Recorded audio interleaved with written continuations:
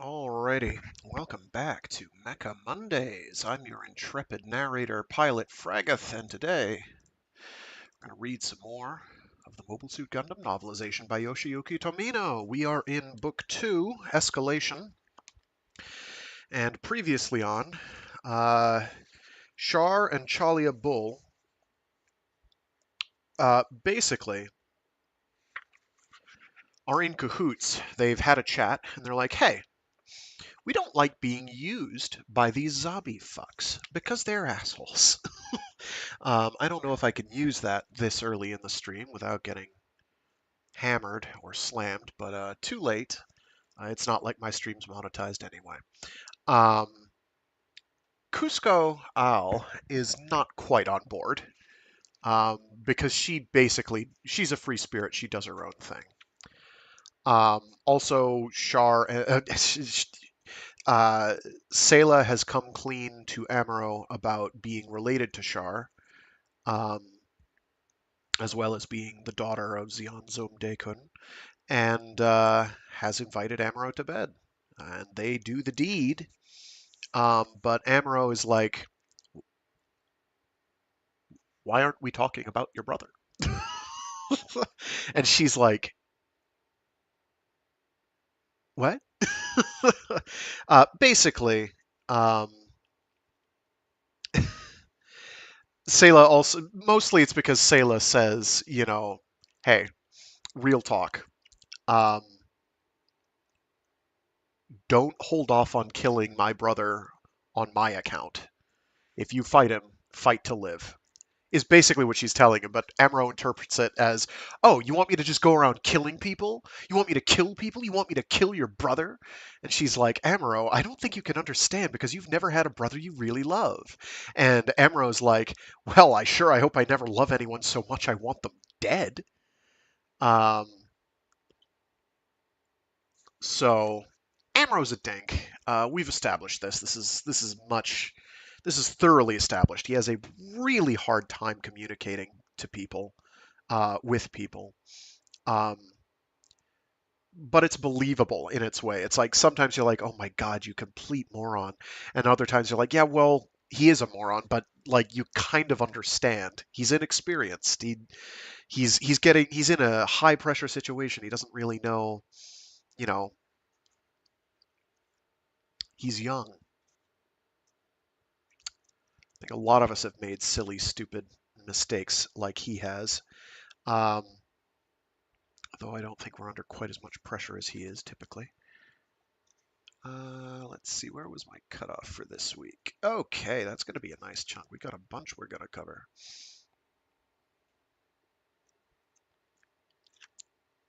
We got a bunch we're going to cover this week. Actually, don't we get to touch on the Big Zam this week? It's this week or next week. The Big Zam is coming. The Big Zam is present. We have a lot of stuff that doesn't show up in the novelization. We don't get the Gan, for instance. I don't think we even get the Gelgoog. Um, because the Gelgoog in this timeline is supplanted by the Spaceborne Rickdom 2, I believe. It's certainly the Rickdom. I think the Rickdom 2. Um, we have more focus on the new type Psychomu equipped mobile armors, but not so much things like the Zacrello or the Big Row. The Big Zam shows up because the Big Zam's kind of a cool moment anyway. Um, Also, it's piloted by a member of the Zabi family, so it has plot relevancy going for it. Not to put too fine a point on it, it's got like inverse plot armor. Nah, just an eye field barrier. Makes beams less effective. We'll touch on that later. That's not a spoiler. I mean, unless you consider spoilers for a series that's now approaching 50 years. 79, 89, 99, 09, 1919. Yeah, it's approaching. Not quite. It's hitting its 45th soon. Um, Unless that was this year. Is this year its 45th anniversary? Anyway, it's old. By I think most people's reckoning. I would say that it holds up actually very, very well.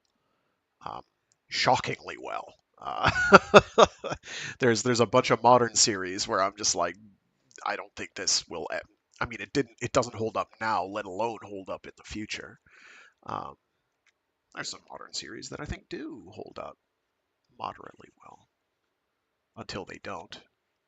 Age is fine until like the last quarter of the show, and then it just falls all over itself, imploding. It's amazing how much that show implodes. I could do an in-depth rant about how aggravating I found the wrap up to Age, but it's not worth the time and energy. Suffice it to say, Genocide Grandpa uh, does a 180 in the space of an episode, and it's just kind of like, huh? Also, the villain's entire motivation is thoroughly bogus. Like, it makes sense until you actually think about what they're doing, and then you're like, oh, wait a minute. You could have left at any time. No, you literally could have left at any time. What's the issue? Anyway, so, yeah. Can't remember if there was any combat last week. It is a somewhat,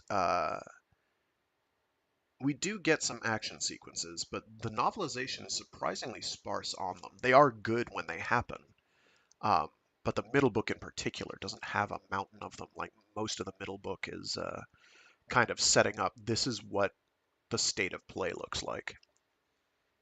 This is what's going, it's machinations. There are action sequences, but a lot of it is machinations. I think it's very good for that. Because it's showing, here's these people, how do they live in their world? How does the world bounce off of them? How do they bounce off the world? That sort of thing, and that's very cool. Um, anyway, that's enough blather from me. We will not see the Char Aznable Gundam in this, sadly. That's a thing. It's not really canon, but there is a salmon pink Gundam. RX-78-2. That is the Char model. Char custom, so to speak. Um, it's a I forget where that was introduced. Some like fan thing, I'm pretty sure. And then like, oh well, if Char had the Gundam, it would look like this. I know it was in Giran's Greed. If it's not in an SD Gundam G-Gen title, one of the tactics titles, it's in Giran's Greed. Um, that has everything. I know it's in Gundam Battle Universe. It's not particularly practical there, but because you unlock it like super late. But it's like, oh, here you go. It's a pink Gundam. Have a good one. Is it 3 times faster? It is slightly better in performance, and that's all it's got going for it. I want to say it might have been in Gundam versus Zeta Gundam as well as a playable. Or did they just have the Xeon green Gundam color scheme? I don't remember. It's been a minute. I know they had Titans Double Zeta, which was sick, and the Titans Zeta, which looked phenomenal.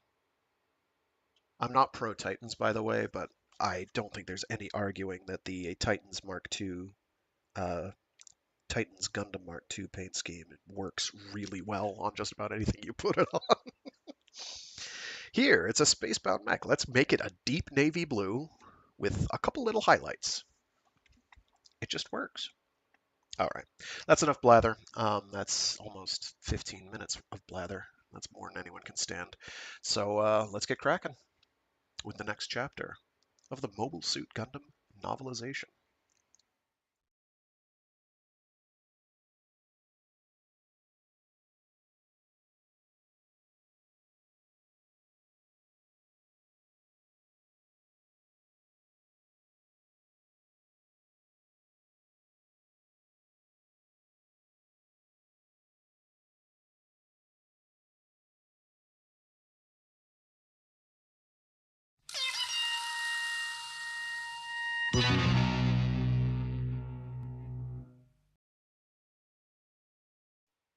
Chapter 13, Contact.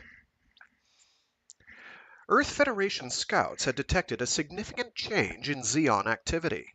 Caecilia's forces, the survivors of the Granada battle, and support warships had previously been observed converging around Aboaku. But now there were also ships from entirely different units moving under full speed in the opposite direction, towards Solomon. General Revel and his top officers puzzled over this new information.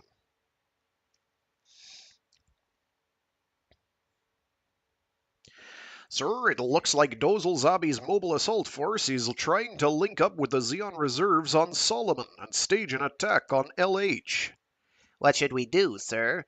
We don't have enough ships to divert some to another position. Are you absolutely certain Dozil's headed for Solomon? Yes, sir, and if he links up with the other ships there, they'll form a force that could easily take on LH. That means the Aboaku forces will probably also come out in a feint maneuver and try to take LH in a pincer attack.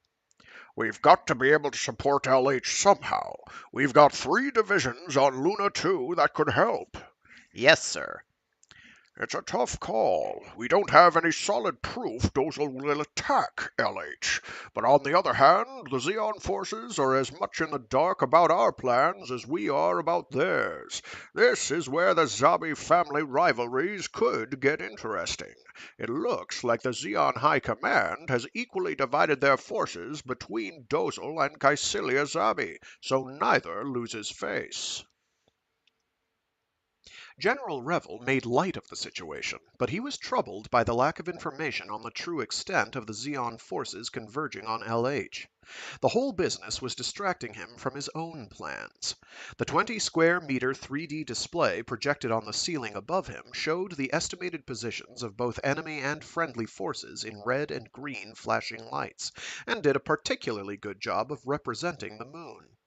He looked up at it and muttered, "Where's the focus of Xeon's military strength now? That's what I need to know. Where's their new type unit?" He was convinced Xeon hadn't yet totally committed its new type unit, and he was certain it wasn't the centerpiece of their current strategy. He even suspected that much of the talk of Xeon new types was simply rumor, perhaps intentionally planted by spies. Aboaku, he whispered to himself. And we know that several ships from Side 6 have recently docked there. Revel was even more worried by some new intelligence he had received about Xeon's Mahal colony. There appeared to be a flutter of activity taking place there, and one report said it had something to do with a plan to evacuate the entire cylinder. Any evidence that evacuation has actually occurred? He asked his men. No one yet knew.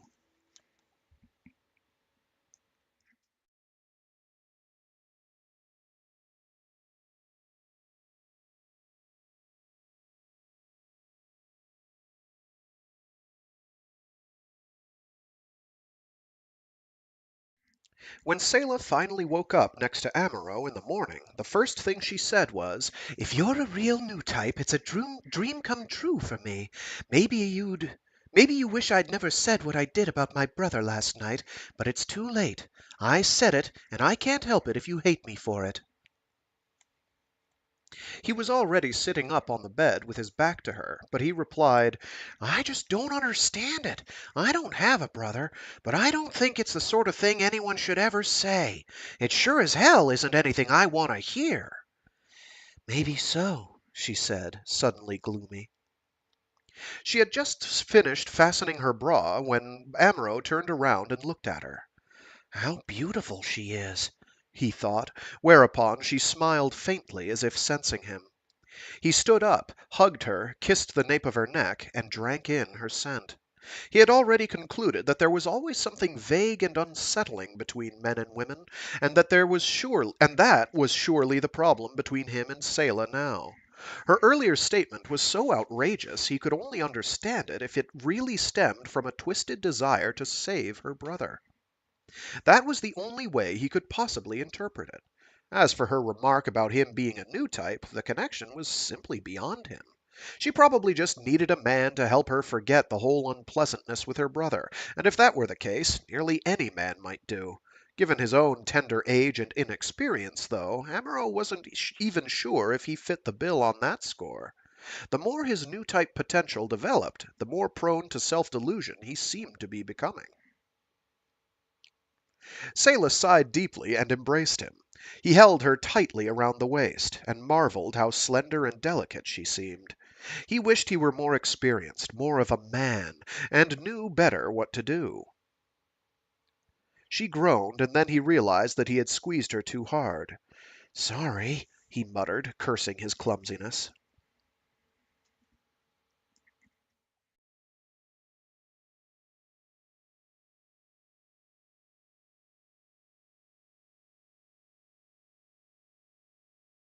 Enemy forces at 160 degrees, 10 minutes. Elevation 33 degrees, 26 minutes. Stage 1 alert.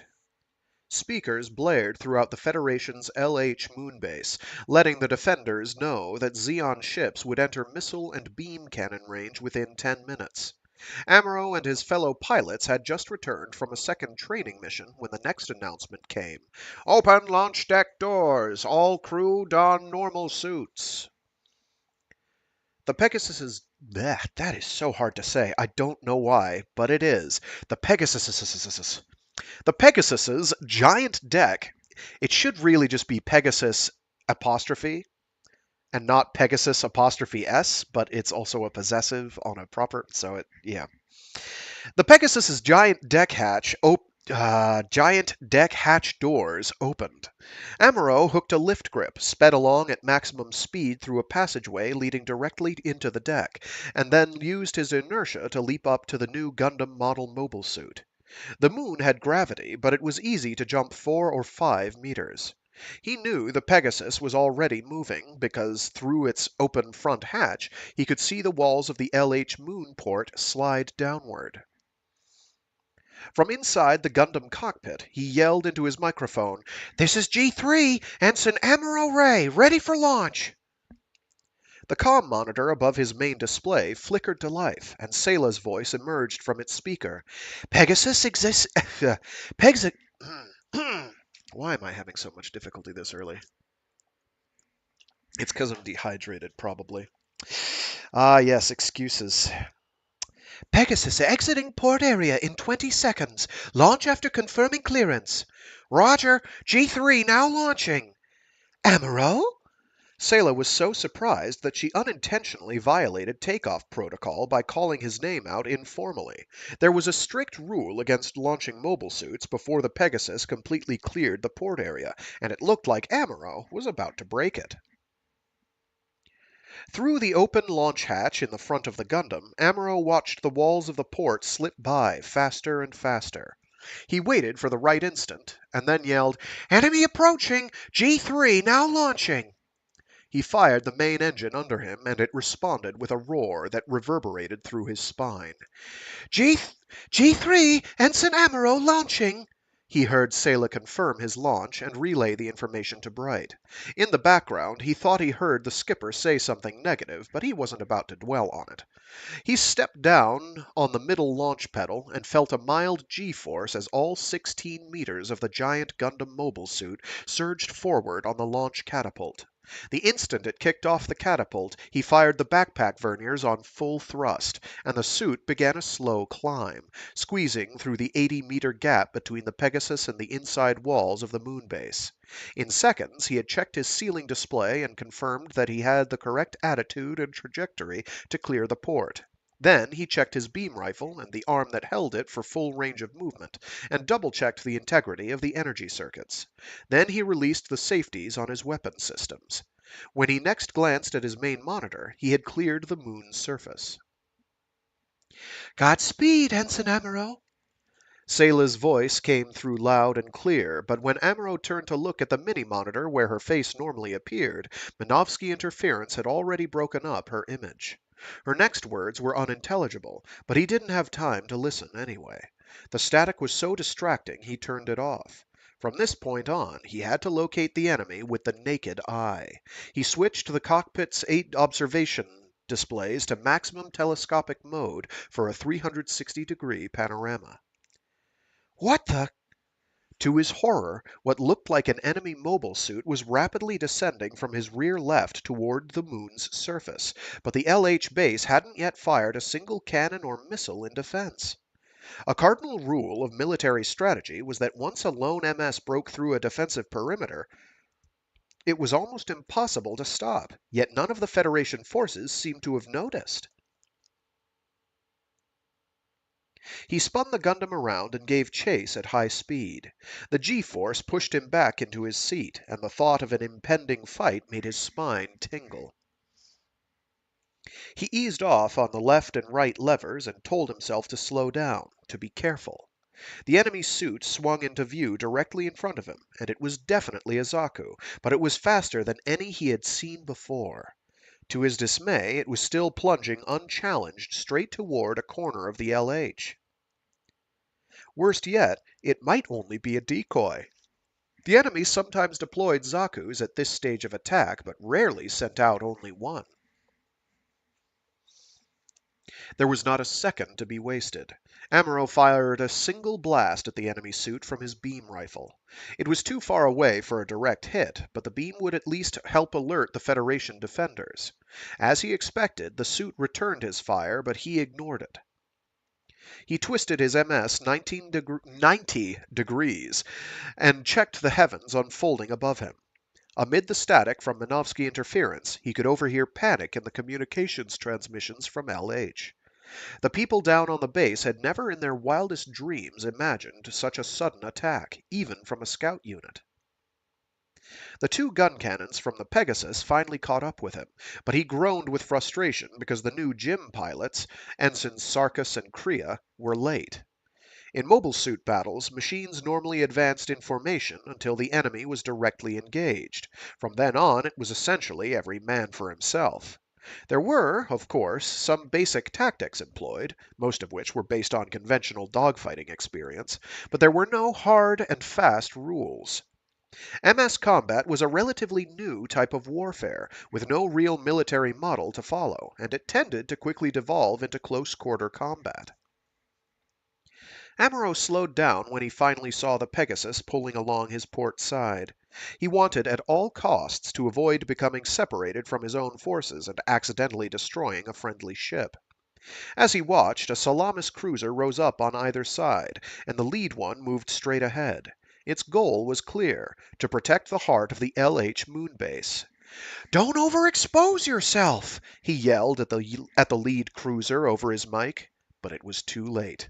He sensed a light ahead of them, coming faster and faster, almost leaping out toward him.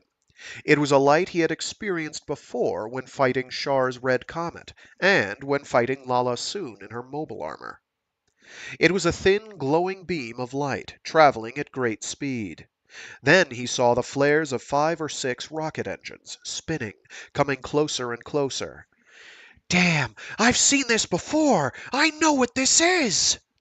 He swore under his breath, leveled his beam rifle in front of him, and fired. He knew that the blast was wasted. It scorched through the blackness of space, but he was aiming at things that were far too fast. They leapt out of the way. They leapt out of the way and continued to plunge toward the lead Salamis cruiser. The next blast from his beam rifle finally struck home. One of the attacking objects burst into a ball of white light in the blackness. But only then did the lead Salamis cruiser seem to realize it was the target of the attack and commence defensive fire. The rocket-propelled objects easily evaded the barrage and beelined toward the ship. One of the easiest ways to overwhelm a defense is with numbers. Amuro picked off another of the objects, but that was as much as he could do. Several missiles plunged into the cruiser's bridge, and, after a few paralyzing seconds of nothingness, it was enveloped in flames. Then the flames mushroomed into a ball of white light that illuminated the surface of the moon below. Amuro knew he was confronting the same weapon that Lala Soon had used, the Elmeth and its bits. The weaving engine flares were from the system's multiple supporting units, armed with either a beam cannon or nuclear warheads, and remotely controlled from the Elmeth.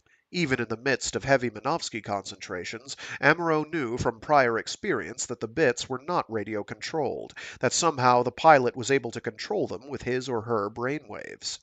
What neither he nor the Earth Federation forces knew yet, however, was that the system depended on a new interface called a Psychomu, which magnified and projected a pilot's will. As a quick aside, the reason some of them are tipped with nuclear warheads, and that doesn't somehow violate the Antarctic Treaty, is because they are of too small a yield, I believe. And I don't think the original Elmeth has that, although it does use some of its bits to do suicide attacks after they run out of juice. Bits being the name of the floating remote-controlled weapons that it has. These get updated as the Universal Century timeline goes on. The next iteration of the concept is the funnel, which is basically a bit but smaller, more compact, so you can basically have more of them.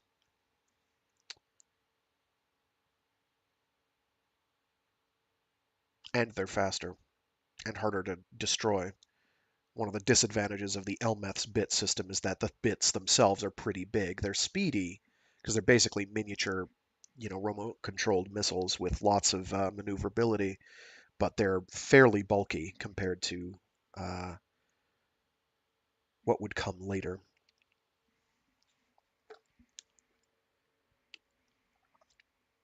The Antarctic Treaty is the treaty that the Federation and Zeon came up with to keep people from nuking each other to death. To have slightly fewer war crimes. Not that either faction really ultimately cares about such things. At the end of the day, it's just like, let's put a pause on killing off massive civilian populations, thanks. Anyway. Where were we? Let's read the last sentence. What neither he nor the Earth Federation forces knew yet, however, was that the system depended on a new interface device called a Psychomu, which magnified and projected the pilot's will. Another Lala soon! Amuro remembered what Lieutenant List had said about Zeon's plans for a new type unit. The Flanagan Institute had clearly been more successful than the Earth Federation had ever suspected. They can't possibly have very many of these things, he thought, trying to reassure himself. He strained to see better in the area of space where the flares had appeared, but unlike the time he had encountered Lala, he still couldn't feel anything from the pilot of the system's main unit. After pondering for a second, he decided it must be because of the distance involved. There was one other possibility, but it was almost too terrifying to consider. When Kai, Hayato, and the two Jim pilots deployed their suits in a horizontal formation on either side of Pegasus 2, Amuro yelled into his mic as loudly as possible at the two gun cannons. "We're under attack by enemy new types. Make sure Jims 324 and 325 stay to our rear." Almost immediately, he heard Kai echo his words in shock. "Enemy new types?" There was no time to reply. Amuro had already spotted Zeon's suits above and to his right, 6 of them, all a model he had never seen before, deployed in what he recognized as a spear formation. There was no sign of the Elmeth Bits system. Before he could get a good look at the suits, they plunged forward, attacking a squadron of Salamis cruisers to the Pegasus's starboard that were riding cover over the Federation's third white base-class ship, the Thoroughbred. 6 Federation Jims came soaring up in the Thoroughbred's defense, but their pilots were obviously green and outclassed. Worse yet, Amuro could tell that the new model Zeon suits were even faster than Zaku's. "Kai! Hayato!" he yelled. Don't leave the Pegasus unprotected." He spun his Gundam to the right and put it into a dive. There was no way to save the cruisers, and at this point he wasn't even certain he could help the thoroughbred, but he had to try. His gray suit streaked through the black space above the moon, and he desperately attempted to cut off the enemy. The new model Xeon suits had flared waists that gave them a less threatening, skirted appearance, but Amuro knew it was an illusion. The new design merely shielded the nozzles of new, even more powerful rocket engines, which in turn accounted for the increased speed over the old Zaku's. When he saw a ball of white light flare in space again, he realized one of the enemy suits had already scored a direct hit on a Salamis cruiser. "You'll pay for that!" he yelled, lining up the sights on his beam rifle with the crosshairs on his main monitor. But in an instant, the lead Xeon suit changed its course slightly. "Sensed me, eh?" he muttered, realizing that he had lost the element of surprise. In a fraction of a second, he shifted his aim to the next suit in line and pulled the trigger. A narrow band of light streaked out of his gun barrel toward the enemy suit, still illuminated by the earlier Salamis's explosion. But at the same time, yet another, equally large... Oh my gosh, what is going on? My diaphragm is rebelling.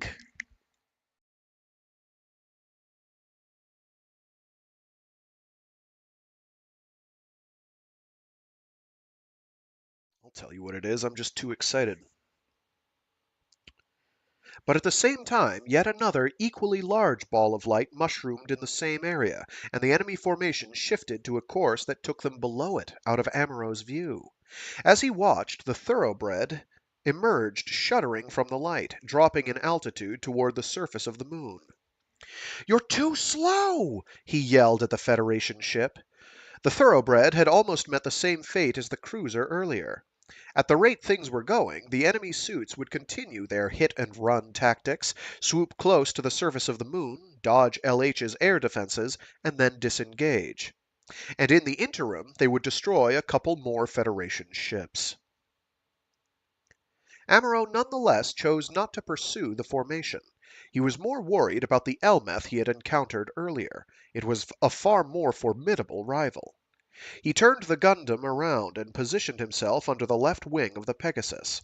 Kai, in his C-108 gun cannon, moved in to initiate skin talk with him. I can't see any enemy above us, Amuro, said Kai. What's going on? What's with these new types, anyway? They're incredibly fast, and they've got a new type of suit. I think they're using beam rifles. Did you see 'em? Hell yes! Well, damn it, I couldn't. I saw something that looked like a Zaku, but it was gone before I could be sure. Kai, what am I gonna do? I depend on you. Your gun cannon's supposed to play the main role in long-range support. Go easy on me, pal. Whoa! Amuro suddenly exclaimed. He felt a ricochet-like sound. It was distinct, but not physical, and neither discernibly high nor low in tone. It seemed to reverberate, not in his ears, but directly on his brainstem. And he wasn't the only one to sense it.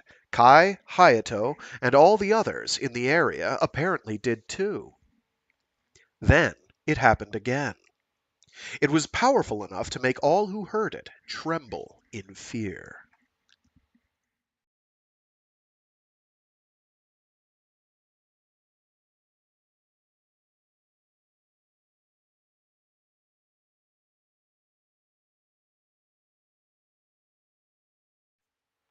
Sayla was manning the comm panel on the Pegasus bridge when she heard it.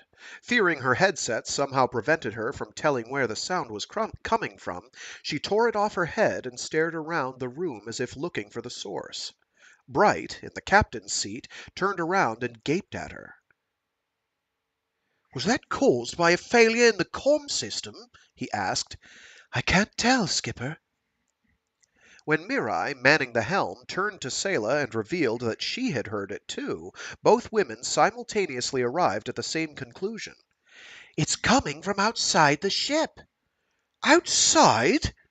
Bright, following their gaze, stared through the bridge window at the space in front of them. All he could see was the usual, millions of stars staring back at him. Then he noticed the two gym mobile suits attached to Pegasus 2. They had moved 2,000 meters out in front of the ship, apparently anticipating trouble. Sayla couldn't sit in front of the comm panel any longer. She stood up, kicked away her chair, and ran over to the bridge window. Because the sound she heard seemed to trail off in a specific direction, she looked upward. "Ensign Mirai!" she exclaimed. "There's a light!" She knew none of the others would be able to see. She wasn't even 100% sure she hadn't imagined it herself. "What are you talking about?" Bright demanded. "Mirai, it's coming at us! About 1 o'clock!" Mirai immediately spun the helm in response, but in acting unilaterally, she violated a basic rule of the ship. Bright was technically only a junior grade lieutenant, but he was still captain of the ship, and he was the one supposed to issue orders. But that same instant, Bright saw the Gundam and gun cannons swoop into view, firing their beam rifles and 28-centimeter shoulder cannons. And then he saw the light of the three explosions mushroom in the area Sayla had pointed to earlier. The filter on the shell-proofed glass of the bridge windows automatically activated, and in the reduced light he finally spotted something else. What looked like 6 homing missiles, streaking toward the Pegasus. "So that's what you were talking about!" he exclaimed. "Hard to starboard!" he yelled. "Give me a curtain of defensive fire!" He knew there was no time to properly execute his orders, but luckily sniping blasts from the Gundam's beam rifle took out 3 of the objects bearing down on them. The bridge rocked from the closest explosions, and special protective barriers were activated on all ship windows.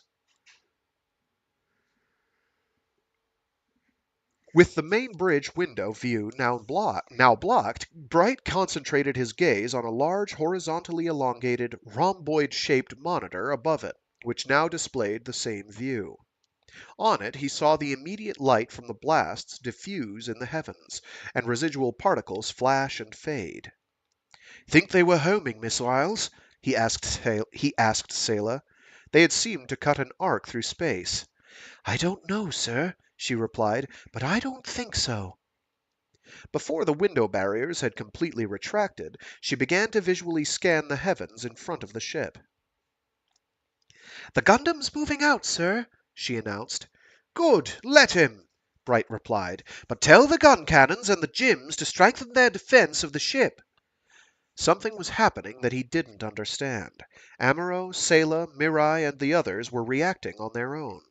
He was the skipper, but as frustrating as it might be, he knew for the sake of the ship's survival he would have to go along with what they did.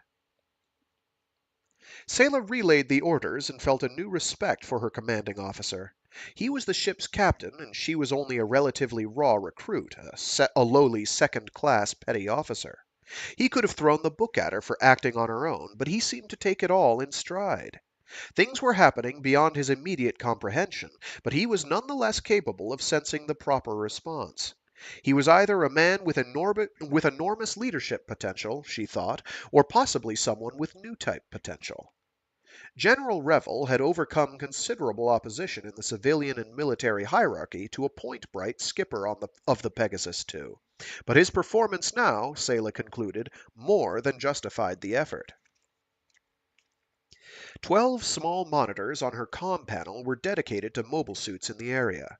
As she relayed Bright's orders to the 4 suits still hugging close to the Pegasus, she kept an eye on the one that normally showed Amuro. He was so far away it was filled with static, but sometimes for a few fleeting seconds she could distinguish his form in the darkened Gundam cockpit. She knew she was probably the last thing on his mind right now, as that was the way men had to be in combat. But she was thinking about him, not because she had more time on her hands than he did, but because of the strange tension she felt. The image of him on her screen was always the same size, but he was physically rapidly distancing himself from her, and she could feel the increased separation. Was she being oversensitive? She didn't think so. It was simply that every once in a while she couldn't help thinking of him hurtling through space, hunting for the thing that had targeted them. What was it? She recalled the mysterious sensation she had felt earlier, first as an indescribable tone that had pierced her brow, then a glowing streak she could see deep in her mind. The line of light it had formed still lingered, and she felt she could almost trace it back to its source in space. And she knew that was where Amuro was headed. He was plunging into the unknown, doing something terribly dangerous, but terribly important. The more she thought about it, the more she admired him. He had the same mysterious inner strength she had observed earlier in her captain. Bright's next command interrupted her thoughts. "Sayla, tell everyone manning laser sensors to ignore the others for the moment and concentrate on Amuro." "Yes, sir," she replied. Bright clearly seemed to know what was going on. Mirai, at the helm, turned and queried, "What do you think's out there, Skipper?" Staring straight ahead, he answered without hesitating, "A real new type. Mirai, Sayla, you both saw something earlier, didn't you?" Sayla felt she had finally become a true member of the Pegasus 2 core crew, and despite everything else that was going on, she felt happy.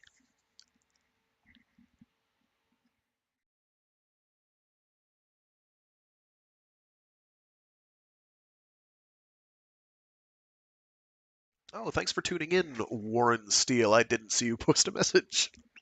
Don't worry about it, sleeping in wise. You know I don't really care if you do or don't.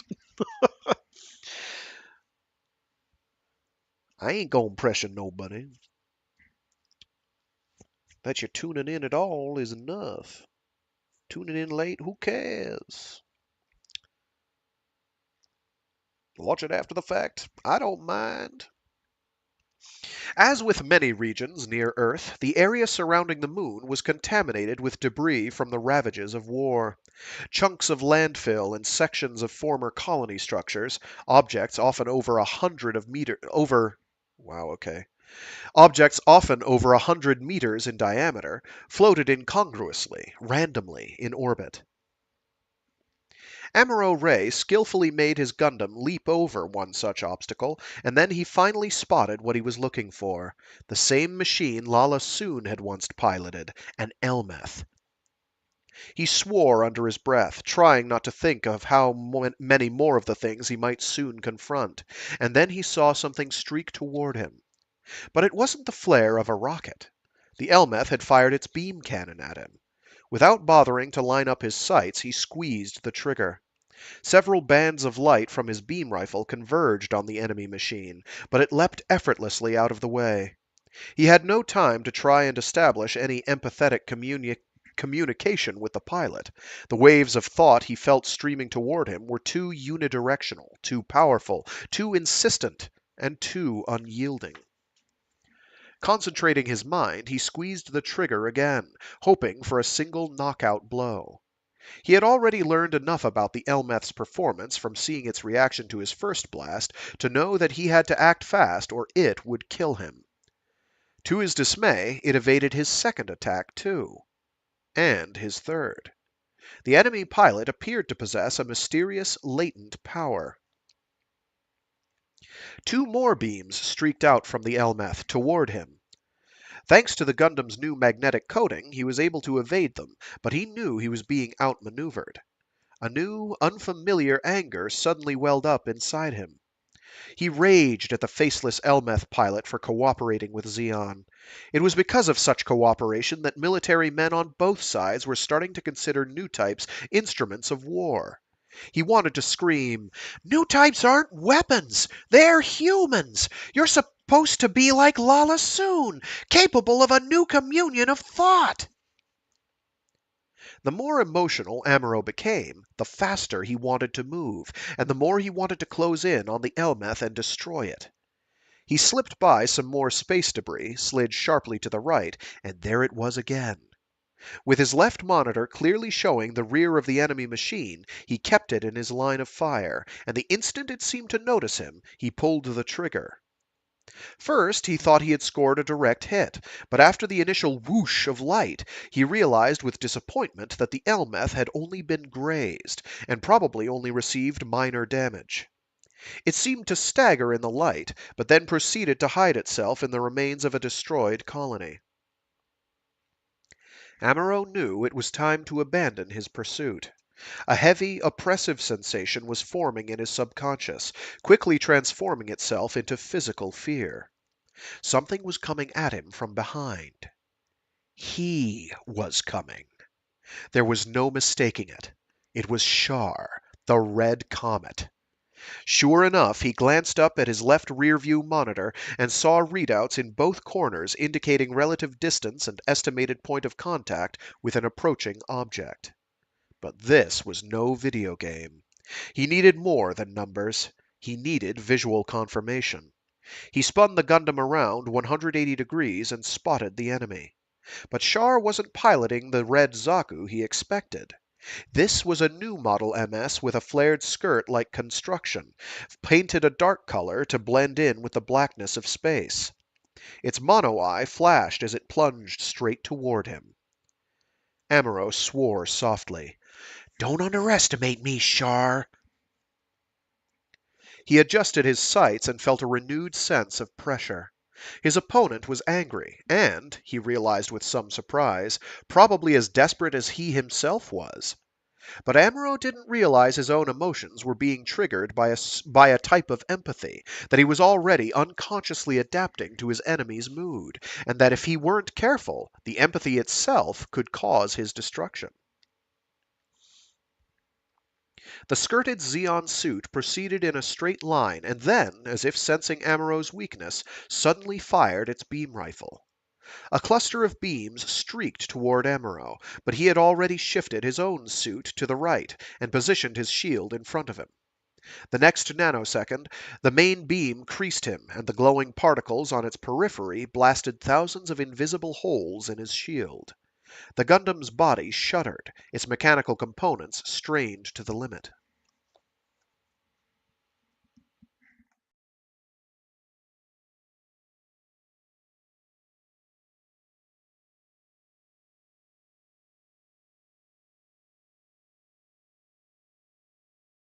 Even in his new Rickdom MS, Even in his new Rickdom MS, Char still relied on his old hit-and-run tactics. Seconds later, he slipped by the Gundam's left side and fired. But Amuro fired at exactly the same instant. Incredibly, particle beams from the two men's respective rifles collided head-on. A ball of white light equal to that of an exploding warship mushroomed in space, and then faded. "He's faster than I thought," Char swore. He knew that if the Gundam had been caught in the middle of the light, all the armor in the world wouldn't have saved it. He had visually sighted and attacked the enemy suit, but it had demonstrated astounding speed and agility with its evasive action and counterattack. For a second, he wondered if the Gundam before him were really the same one he had encountered in battle before. Its fuselage was no longer white, and now had a light gray look that made it seem more formidable than before. He grinned despite himself at the psychological effect a mere color change could create. And the pilot? He considered the notion that it might be the same young kid he had faced before on Texas, but quickly abandoned the idea. There was no way of precisely knowing the final outcome of the Gundam's showdown with Lala's Elmeth on Texas, but there was also no way, he told himself, that its pilot could possibly have escaped the subsequent explosion of the colony cylinder.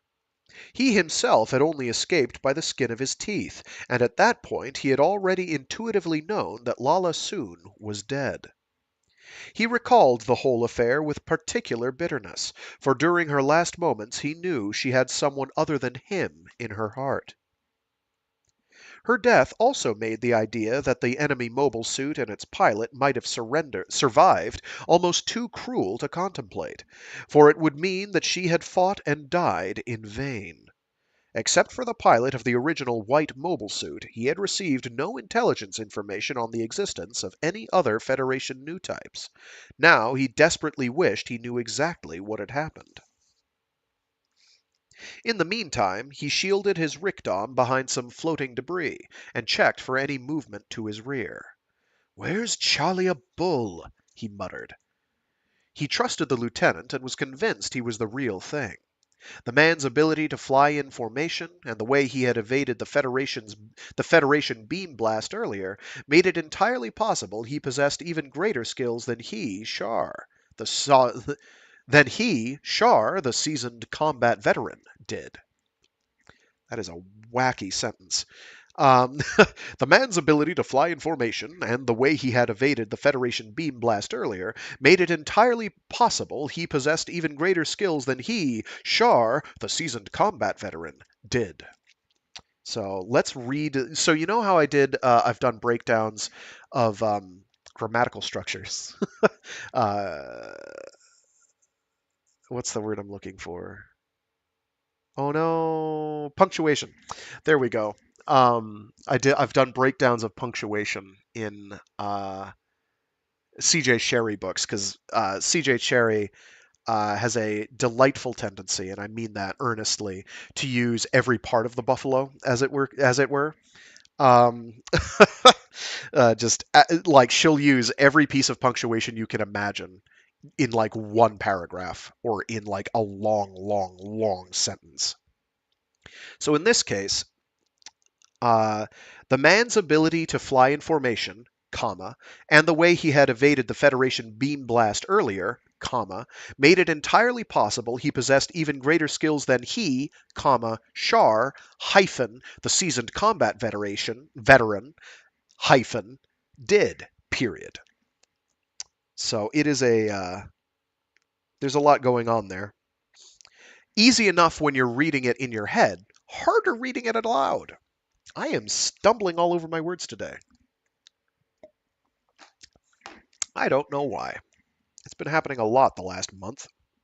Maybe I have a degenerative condition. Let's hope not. He laughed to stave off incipient despair. Just as he feared, less than 40 kilometers to his rear, he saw several streaks of light in the blackness. He put his Rickdom into a jump and sprang from his cover. To his astonishment, he nearly collided with the Gundam, whose pilot was just as taken aback as he was.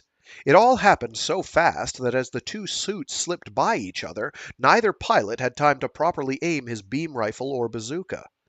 Char swore and fired even though he knew it was useless, and the Gundam pilot did the same. But then something different happened to the Gundam. As Char watched, beams fired by Challia Bull rained down on the Gundam from above and to the left, but when he turned back to look at the Federation suit, it had already evaded them by slipping sideways and taking cover behind a 100-meter-long rock. The rock caught a beam blast and exploded in fragments, but that didn't help Char, for in the explosion the enemy suit suddenly vanished from his view. He swore again. Where in the hell's Kusko Al and her Elmeth? She had always seemed overconfident. He had no way of knowing she had been hit by the Gundam earlier. Oh, that's right. Challia is actually in a Dom at this point, I think. Yeah.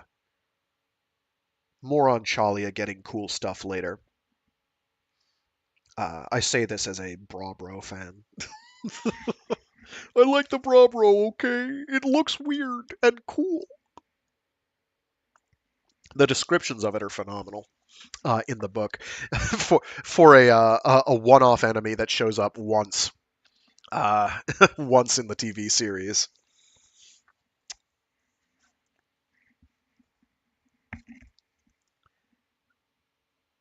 Where were we? Oh yes. So yeah, Kusko. Where in the hell's Kusko Al and her Elmeth? Yeah, there we go. Not her Elmeth, but her Elmeth. There we go. Amuro Ray was getting nervous. There were two skirted Xeon suits after him, and something made him suspect both of their pilots were new types. He had to make sure they didn't get near Kai and Hayato, and if at all possible, destroy them before his comrades entered the combat zone. But things weren't going in his favor. He turned away from the moon, scanned his observation displays, and saw two more mushrooming balls of white light from exploding Federation ships in the area. It was hard to believe that only 4 or 5 enemy suits could wreak so much damage. He knew what he had to do, and that only he could do it.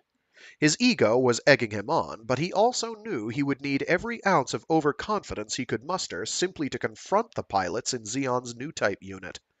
Keeping one eye on Char's skirted suit below him, he turned and saw the suits which had rained beams on him a second earlier. To his horror, instead of two, there were now three. Where had he miscalculated? He pulled the trigger and the muzzle of his beam rifle flared, but the result was unexpected. He had aimed at the lead suit, but it had executed a perfect evasion maneuver, and his beam had scored a direct hit on the second suit in line instead. His elation with a hit was quickly tempered with fear. Why, he nearly screamed aloud, had the lead suit been able to avoid him? Who in the hell was piloting it? It certainly was no ordinary person, and it might be an opponent even more formidable than Char Aznable. He fired two more bursts of beams. Incredibly, the lead suit evaded him again. What on earth was its faceless pilot trying to do? He wanted to scream, "Stop!" He wanted, desperately, to tell him true new types wouldn't lend their powers to an enemy as detestable as the Zabi family. He was furious. As his Gundam streaked through the void, he saw fire below him from Kai and Hayato's gun cannons converge on the skirted Zeon suits. It was ineffective, and he knew it would only make things worse. Sure enough, both the Federation fleet guns and the ground-based defenses below suddenly concentrated a furious barrage of fire right on the area he was in. He yelled, "Hey, don't forget I'm here!" but knew he would have done the same thing in their position.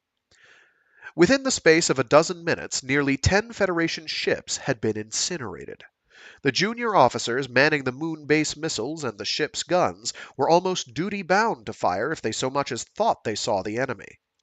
In the midst of the barrage, he strained to keep an eye on the Rickdoms and hoped he wouldn't be hit. Char finally gave the order to retreat. His men had done enough fighting for the day.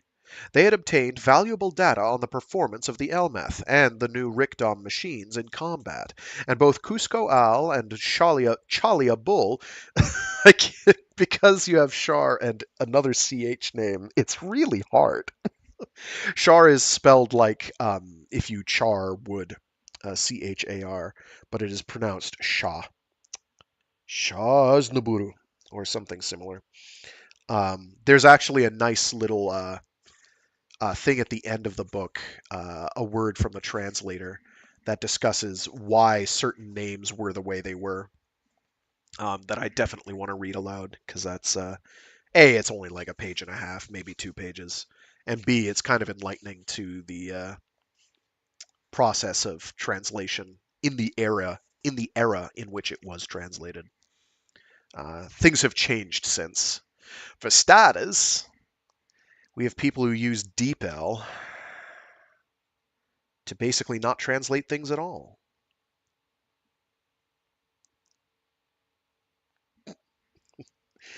Oh, Frag's not salty.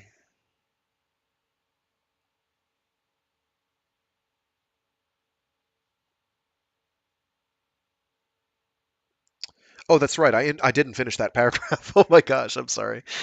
Char finally gave the order to retreat. His men had done enough fighting for the day. They had obtained valuable data on the performance of the Elmeth and new Rickdom machines in combat, and both Kusko Al and Challia Bull had managed to get in a little on-the-job training. To stay longer in an area so clearly controlled by the enemy would be tantamount to suicide. He pulled out of the area, and the surviving Zeon suits followed him, fire from the Earth Federation forces merely illuminating the blackness of space behind them. Sorry about that.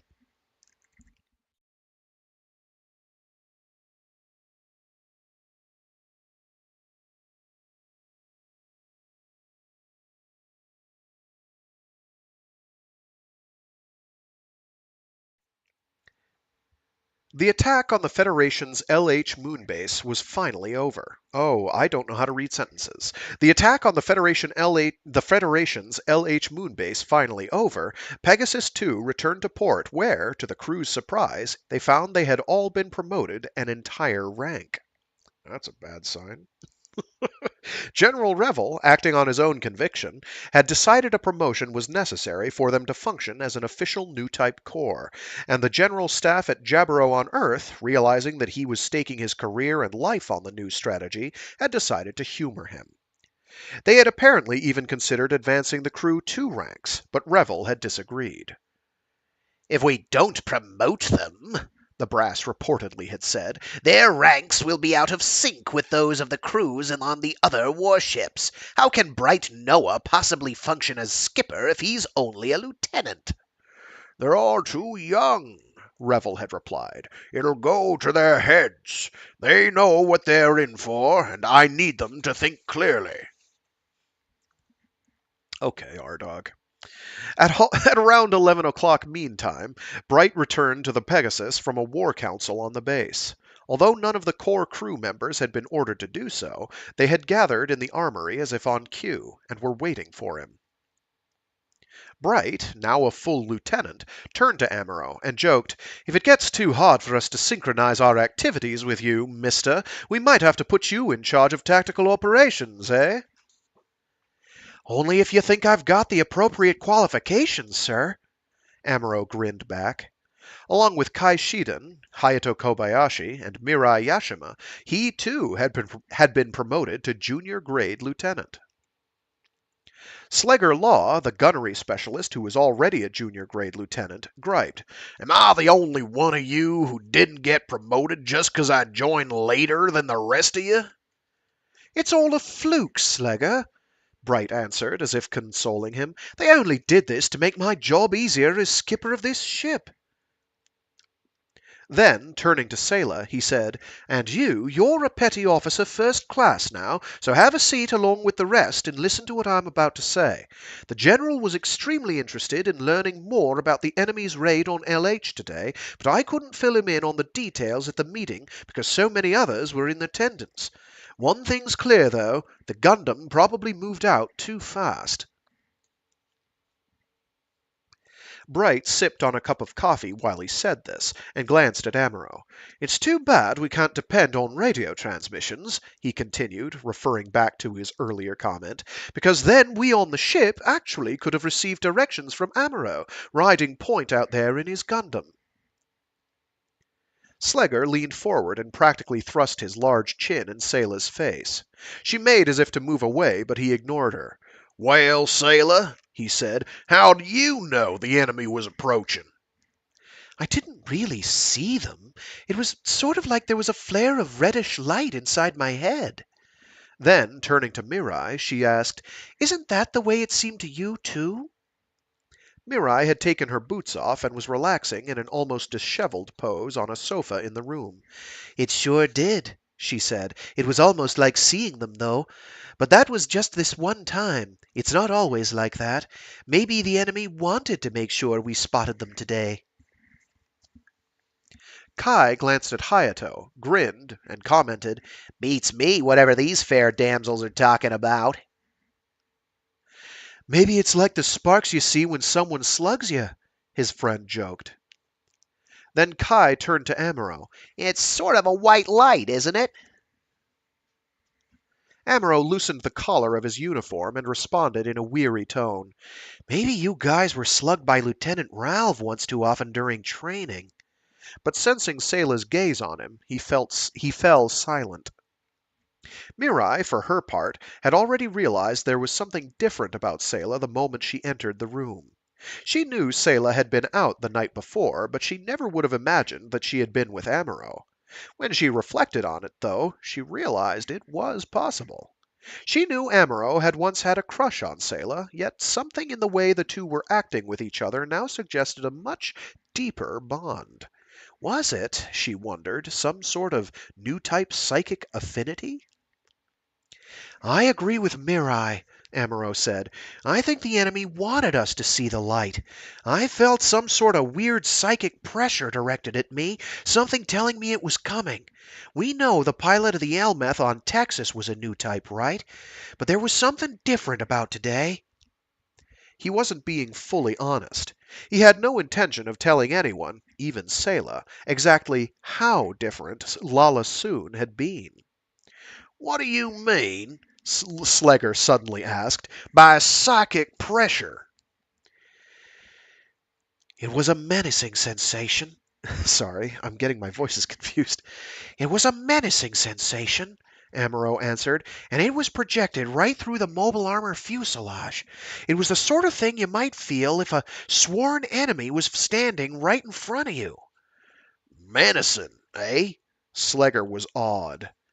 Shit, Kai said, sounding almost jealous. I never felt anything that specific. See? Slegger said, turning to Hayato. Even a cat with 9 lives wouldn't stand a chance against an enemy like that. What bothers me, Bright added, is that if anyone told this kind of story to the other pilots in the force, they'd probably quit right away. The skipper had a point, Amuro realized. It was probably the reason new types weren't officially recognized in the Federation forces yet, and probably the reason their deployment in combat was still top secret. You know what I think? He said. If new types are really all they're cracked up to be, there ought to be a way to use them not just to wage war, but to stop it too. You must be out of your mind, Bright shot back. It's hopeless as long as Zeon's under the thumb of the Zabi family. Besides, Amuro, Kai added, look at the Federation. The war'll never stop as long as the government brass, the Earth faction or natives or whatever they call them, insist on controlling the space colonies from their home planet. That was more than Bright could let go by. Mr. Kai Shiden, he said, deliberately standing up, we don't allow talk like that around here, and it's not the kind of language I expect to hear from a Federation officer involved in a holy crusade to defend our sacred Mother Earth. To save our Mother Earth from any alien attack. From vicious giant Zeeks who have once again come back. We'll unleash all our forces. Oh, never mind. The EFSF deploys. Sorry. If you know, you know. If you don't, well, I mangled the joke anyway, so don't worry about it. The skipper's right, Kai, Slegger added with a sly grin. You'd better be careful, 'cause for all you know, I could be a spy sent by the Jabro bureaucrats. Hell, I might squeal on you, pal. There was actually something plausible about what Slegger said, if for no other reason than the fact that there were many murky aspects to his resume. He had been bounced from unit to unit for bad conduct, but here he was, still stationed on the front lines of the war. And none of the core crew on the Pegasus II seemed to think much of him either. He had a reputation of being a womanizer and an officer incapable of controlling his troops, who tended to be as undisciplined as he was. Oh, gives a damn, Kai retorted. The skirted suits we let get away today are totally different than the old Zakus we're used to. And what about the new mobile armor we encountered that Amuro says sank one of our cruisers? I don't care if you rat on me or not, Slegger. I stand a lot better odds than you do of buying the farm out there in space. Slegger stopped leaning over Sayla and stared at the floor for a second. Kai had clearly spoken for all the core crew members. Everyone felt a new sense of danger. Tell me, Amuro, Slegger asked softly, what are those units that accompany the main mobile armor? I don't know exactly, Amuro replied. I've never been able to get a close look at 'em. Can you spot one close enough to shoot it down? You're the gunnery officer. Have you ever tried shooting down a missile? It's like that. I guess you'd just have to put up a defensive barrage and hope for the best. Imagine you're dealing with a conventional homing missile, Amuro explained, but the thing's a hell of a lot faster, and it has an ability to slip up on you from your blind spot, and it's carrying a beam cannon. Slegger, impressed, looked over at Kai and said, well, in that case, it evens the odds between us on the ship and you guys out in the suits, doesn't it? as the world burned. Kai turned to Bright and asked with a grin, You got anything for us to drink, Skipper? Some new type candidate you are, Bright retorted. Find it yourself, and while you're at it, think of this as your last night on the moon. If we embark tomorrow on a new mission, we're headed straight for Xeon. Amuro looked at Sayla when he heard Bright's words, but she avoided his glance and started walking away, which made him uneasy. He started to follow her, but as he passed Slegger, the gunnery officer slapped him on the rear end and chortled, Way to go, playboy! I do something wrong, sir? Amuro bantered. Nope, not a bit. Slegger grinned in reply. Be my guest. It was only a momentary interchange, but it made everyone in the armory burst out laughing. When Sayla, almost out the door, turned around and realized what was going on, even she blushed. Bright, in an admonishing tone, said, Mr. Slegger Law, mind your manners, please. You'll be a bad influence on the lad. Sorry, sir. Slegger looked sheepish when he said this, but still, when everyone had filed out of the room except himself, Bright and Mirai, he had the temerity to turn to Mirai and brazenly inquire, Well, in that case, what about you, mademoiselle? Free tonight? Unfortunately for you, sir, she answered curtly, the answer's an emphatic no. Ignoring the banter between the two, Bright called up to the ship's bridge on the comm monitor. This is the skipper. I'll be down here in the armory another 30 minutes or so. Slegger glanced quizzically at his superiors and shrugged his shoulders. Then he finally stood up and left Bright and Mirai alone in the room, seated together on the sofa. Can you get some rest, Skipper? Mirai asked. I hope so. I'm off duty at 1 o'clock, he answered. Mirai made no attempt to leave. Bright looked at her and said nothing. He knew it might be their last chance to relax together like this. Something you wanted to tell me? She asked. No, I just wanted the chance to look at you a little. You don't mind, do you? No, but it makes me feel a little awkward. You want to talk?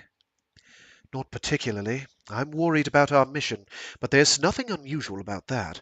I just hope everything goes the way it's supposed to. You know, I kind of appreciated the way the crew all gathered together here earlier. Something about it made me feel a little calmer. Everybody's used to the way things work around here now. Bright toyed with the idea of asking Mirai to sleep with him, but decided not to.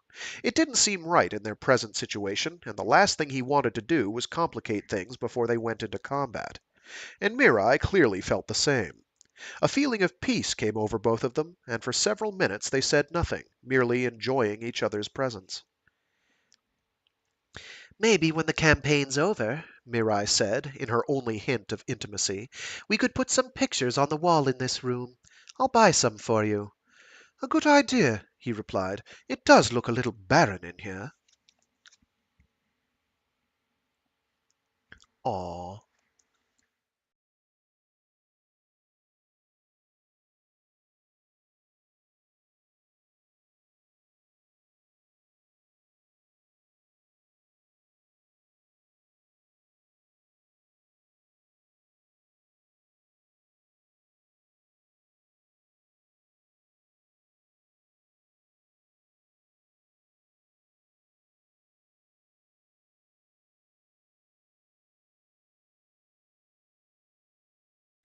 Sayla and Amuro also found they needed few words.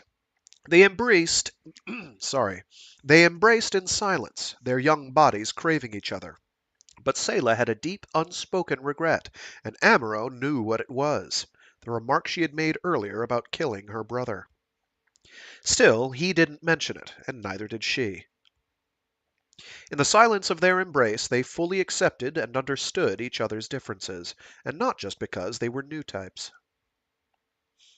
Amuro stopped thinking about his childhood sweetheart, Fra Bow, and he realized that sometimes the hunches he experienced were wrong, and for some reason, that made him feel good.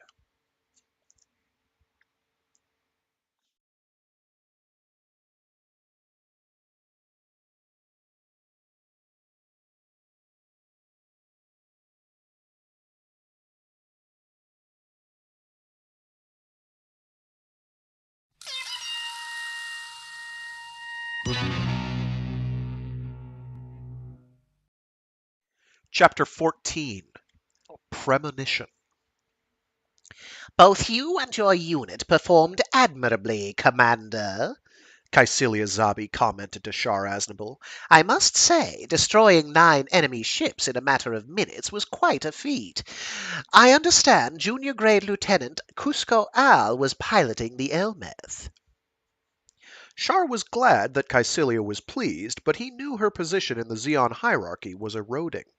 He had no idea what had happened in his absence, yet she and her brother Girin Zabi, the Supreme Commander, were clearly on even worse terms than before. Perhaps, he thought, she had deliberately antagonized Girin by placing the new type core under her direct control. Caecilia turned to the other officer in the room, Commander Garcia Dowell. I want you to give top priority to locating more new type candidates, she said. Things are going so well, I might just make the new type unit the centerpiece of our space attack force. Caecilia's statement, Char realized, was symbolic of a larger problem. She was a military leader who had once possessed considerable insight into problems of strategy and tactics, but now she was beginning to lose her perspective. The attack on the Federation's LH moon base had been a highly useful test of the new type core. It had been important to use the unit in actual combat and assess its potential. But the most surprising discovery of all had been that the Federation's Gundam model mobile suit was back in action and more powerful than ever. Char had, in fact, been grateful that Lieutenant Challia Bull was on his side. The man was a godsend, even if he was a spy sent by the Supreme Commander.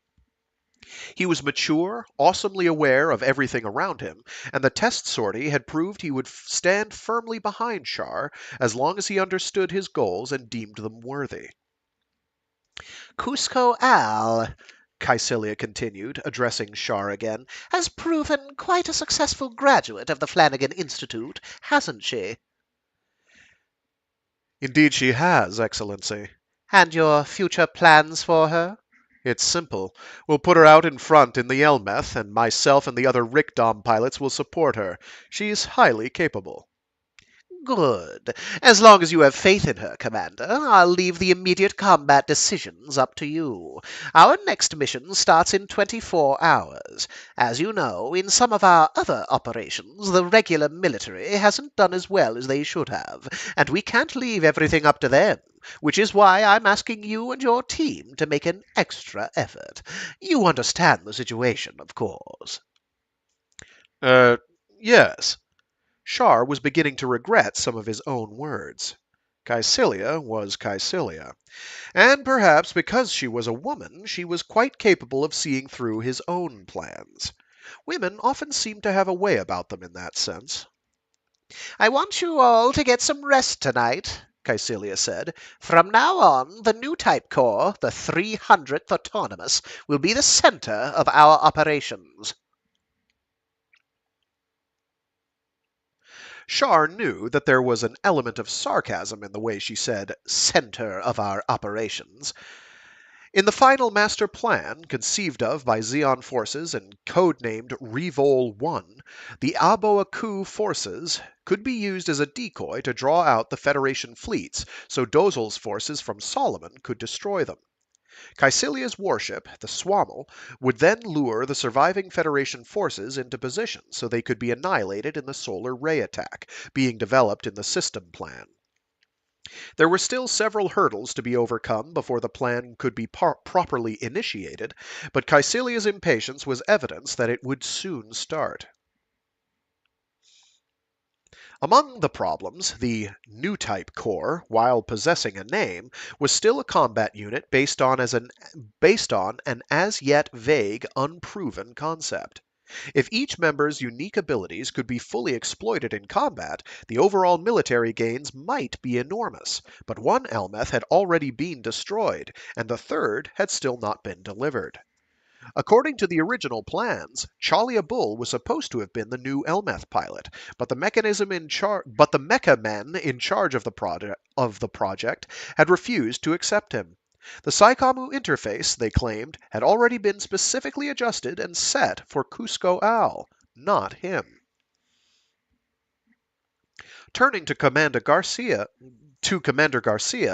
Caecilia anxiously asked, We currently have 6 Rickdoms and only 1 Elmeth. What happened to the plan for reinforcements?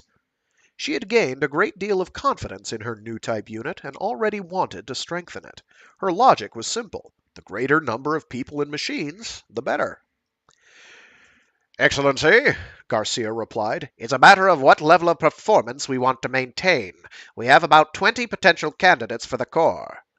Why not enlist them all? She demanded. Char interrupted. Excellency, allow me to be frank, but we should be careful here. The issue is not the number of pilots we have. Even at our current strength, if we just refine our teamwork, we can completely annihilate a large enemy force. The most important thing is to have experienced, seasoned pilots. For now, I strongly recommend against a hasty increase in the unit. I think I understand what you're trying to say, Commander, but it certainly should be possible to train other candidates in combat as part of a separate, detached force. But don't worry, I'm not asking you to undertake their training. Thank you for the consideration. Thank you for your consideration, Excellency, Char answered. I'll try to ready my own unit as fast as possible. He saluted, did an about-face, and started to leave. Caecilius said something to Garcia on his way out, but he wasn't listening. Outside the office door, Caecilia's secretary promptly rose to her feet and greeted him with an, Always pleased to see you, sir. Something about the way she said it surprised him and temporarily put his mind in a different mode. He knew he had other business to attend to. Kusko Al, for example, was upset, and he should be trying to calm her down. But he went ahead and said what he wanted to anyway. You have plans for this evening? He asked, his face mask glinting in the light.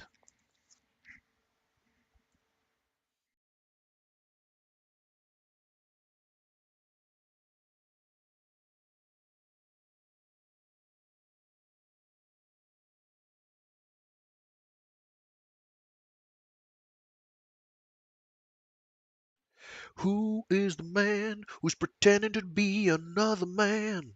Shaw! Can you dig it?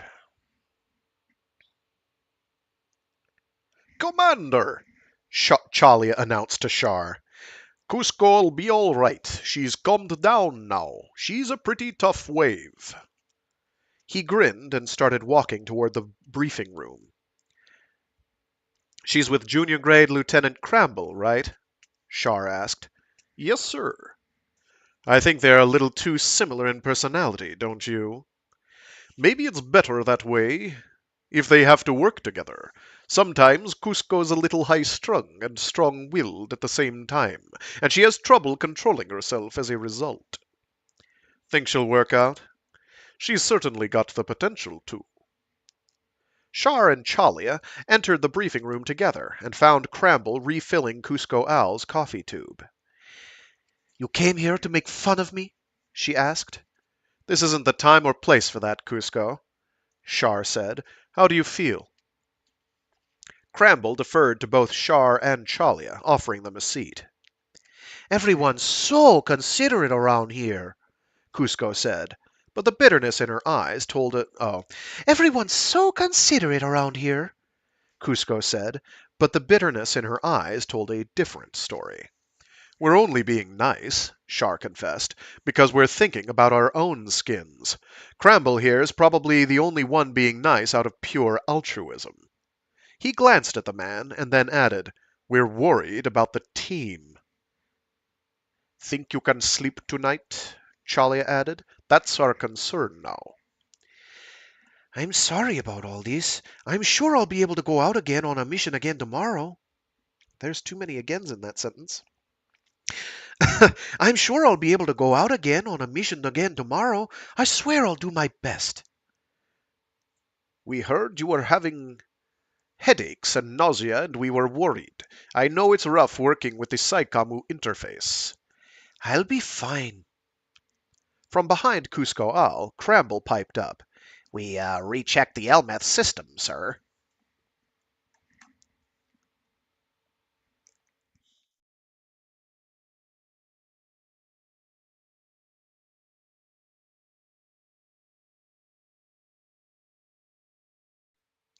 During the earlier fray in space, I think that should be foray.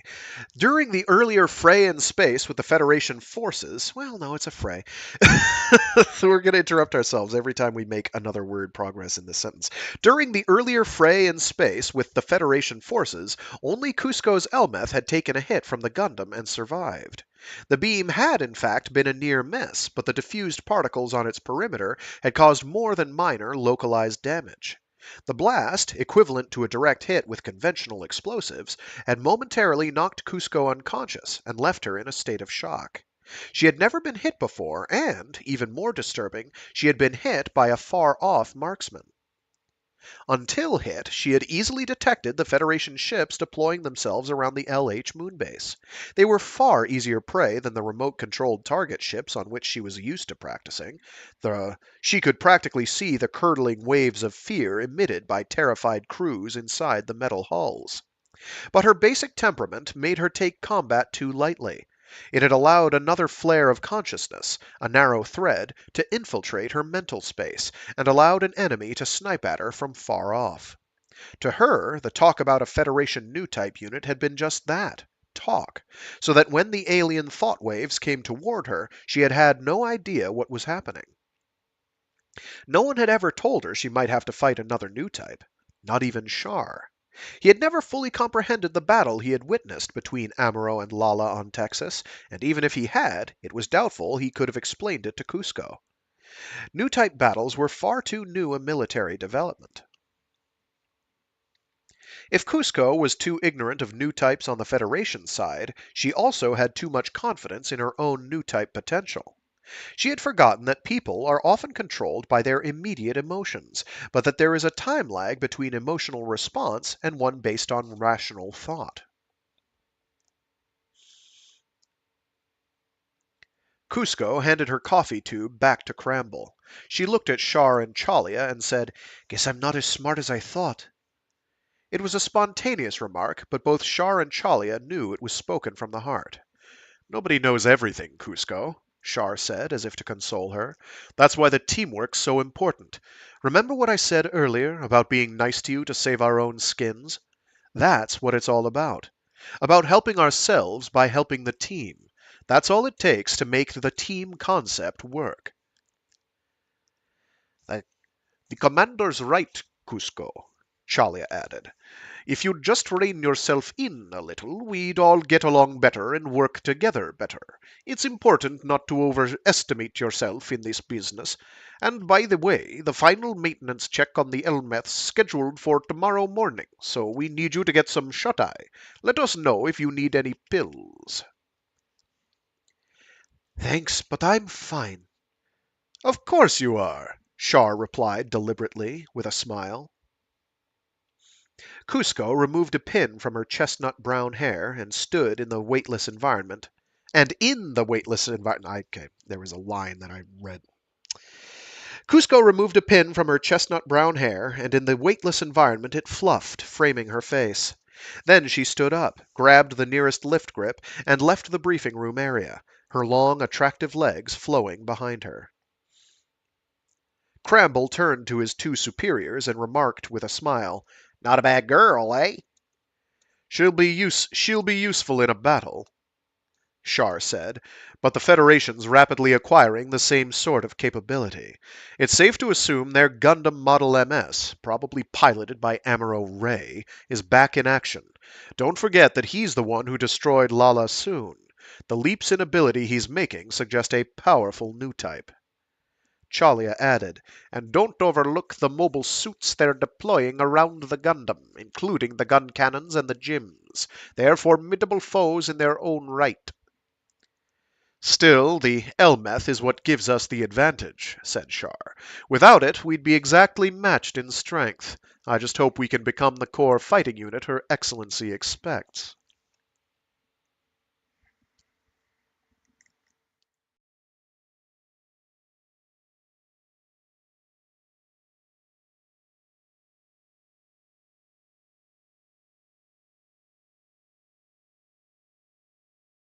After taking off from LH, the Pegasus 2's unit gradually All of the vowels went wrong there. It's okay. or were starting to go wrong, so I stopped myself before it turned into a train wreck. After taking off from LH, which stands for Last Hope, I think, the Pegasus 2's unit gradually linked up with the main forces around the Federation's First Star? FS beachhead on the backside of the moon. Every conceivable type of supply and repair unit was involved in the operation in a supporting role. Even elite reinforcements from Luna 2, the Federation's ace in the hole, joined the growing fleets, leaving almost no effective reserves in the entire Federation. Yet not a single ship in the vast armada had received concrete word of its final destination.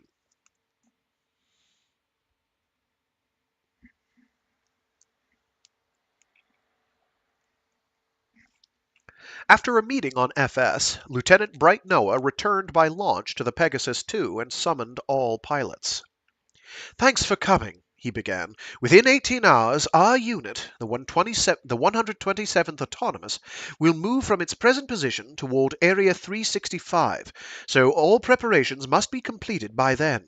We'll be supported by 2 squadrons of Cosmo fighters whose ETA is 2,000 hours. 2,000 hours, sorry. At 2100, we'll have a joint operations strategy meeting with their pilots. That's it for now." The MS pilots looked around at each other, knowing their time had finally arrived. Hayato Kobayashi had the honor of speaking for the rest. "What's going on, Skipper?" he said. "I know you can't tell us our target yet, 'cause you probably don't even know yourself, but the Pegasus is basically an MS landing craft. We're not designed to be a full carrier for fighters." Bright stepped up to the captain's seat on the boom crane in the middle of the bridge area and sat down. "How the hell should I know what's going on?" he said as he began to check the ship's internal communication system. "That's why I have you all here. Lieutenant Commander McVery of the 203rd Squadron is in charge of the Cosmo fighters. He's a veteran combat pilot, and I know he won't get in our way." I bet we're gonna attack Aboaku, right? Kai said. "Yeah," Hayato chimed in. "I bet General Staff thinks they can get us to do whatever they want." "Think they're just using us?" Amuro asked. Yup. Kai answered emphatically. As if supporting Kai, Ensign Kriyamaja, oh Jesus, I have to keep consciously reminding myself because it's printed GM and it's pronounced Jim. And for some reason, I have a massive mental block against pronouncing it the correct way when I see it written out. I don't know why. As if supporting Kai, Ensign Kriyamaja, the Jim 325 pilot, commented, "Seems like they just shift us around from one battlefield to another every week." Kai, making as if to leave the room, couldn't help adding, Sure seems that way, doesn't it? Damned if I understand what's going on. What the hell's the General thinking, anyway? "Having us spearheading the attack, that's what," Amuro shot back. "Probably capture Aboaku and plunge into the Xeon heartland." He looked up at the ships in the Federation Armada displayed on the ceiling screen above him and began counting. To the untrained eye, the Armada would have been more than adequate for the job, but the rules of modern warfare had changed. Sayla also glanced at Bright and asked, can't you at least tell us the code name of the operation, Skipper?" "Cembalo. It's an archaic type of musical instrument, sort of like a piano." "What's that got to do with what we're doing?" "Probably nothing. Somebody in General Staff probably just liked it. Maybe it's like the time a part of a poem was used as a code name in the campaign. I think it was the poet Paul Verlaine's line, 'With long sobs the violin throbs of autumn wound my heart.'" "When was that, sir?" Amuro asked, suddenly impressed with Bright's erudition. "During an old global war in Europe, if my memory serves me correctly." Mirai glanced at Amuro, but first addressed Bright. "There's something about all this that bothers me.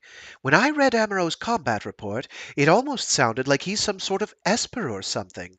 I bet headquarters is relying on that, and using all of us on the Pegasus too as a sort of secret weapon. What do you think, Amuro? Do you think if this war is ever over, we'll be able to lead normal lives? Think new types will ever be accepted back in society? You're... Oh, that's Mirai. Shit. I have to read that whole thing again. I'm sorry. For some reason, I thought it was Sayla again. Mirai glanced at Amuro, but first addressed Bright. There's something about all this that bothers me.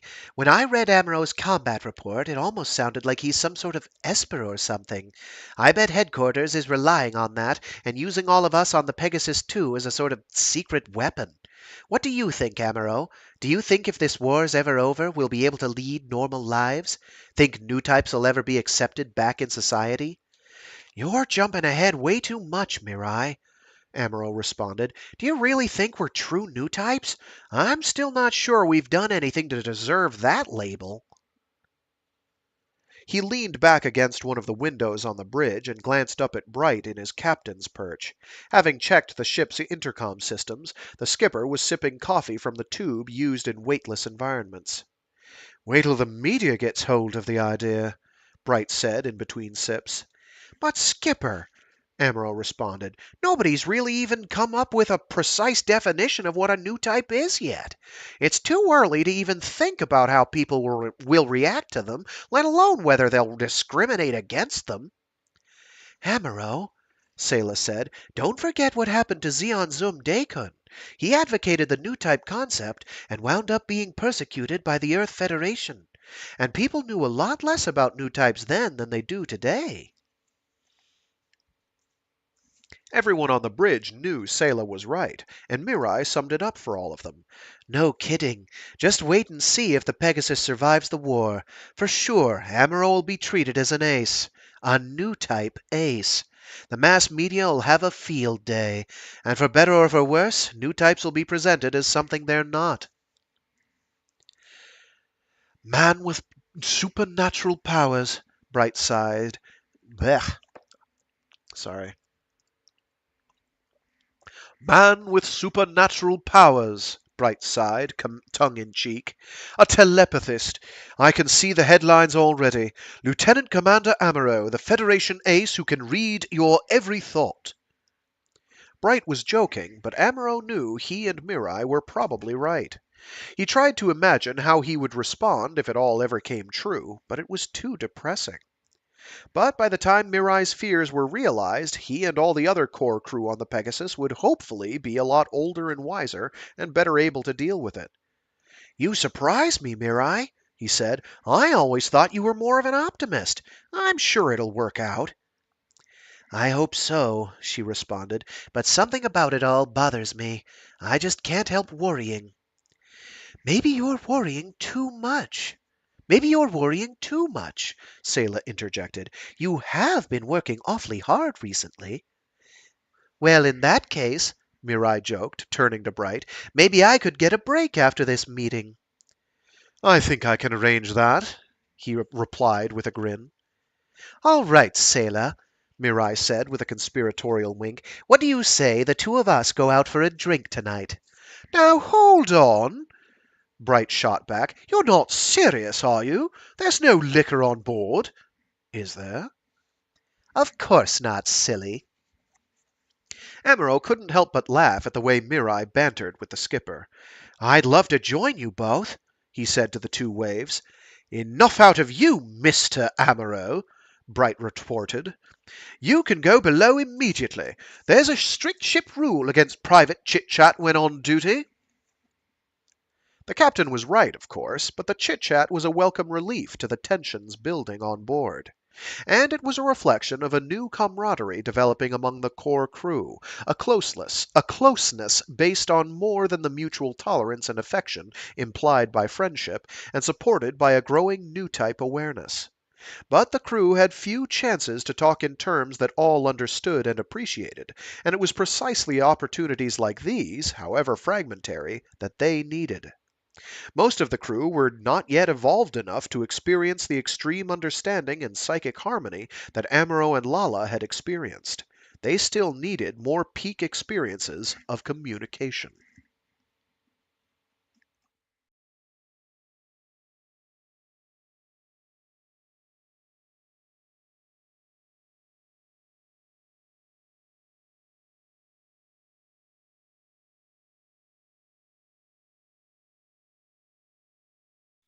Char Aznable sometimes felt the same way, and perhaps this was one of those moments.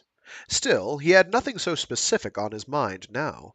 He was proud, even vain, but he wasn't arrogant enough to give priorities to give priority singular. Still, he had nothing so specific on his mind now. He was proud, even vain, but he wasn't arrogant enough to give priority to such personal, philosophical questions, especially not when lying next to Caecilia Zabi's secretary for the first time. My name's Margaret Ring Blair, Commander, she said with a smile, and it's my real name.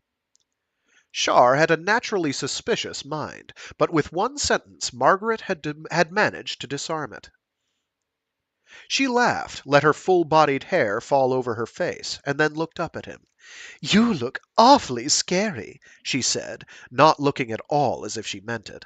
She kept giggling, as if somehow able to see through the serious facade of his life, and even laugh at it. There was something about her innocent mannerisms that he liked, something about the way she could see through people, yet not offend them. It occurred to him that he might even be able to fall in love with her, in a way that was uncluttered with the sort of savior complex he had felt with Lala Soon. Deep down, he was an extraordinary idealist, and because of his idealism, he was normally incapable of totally trusting or loving any individual, incapable of even making his only sister happy. Love, he believed, was an ideal, and it should be perfect and pure. Physical love condemned a man to a physical level.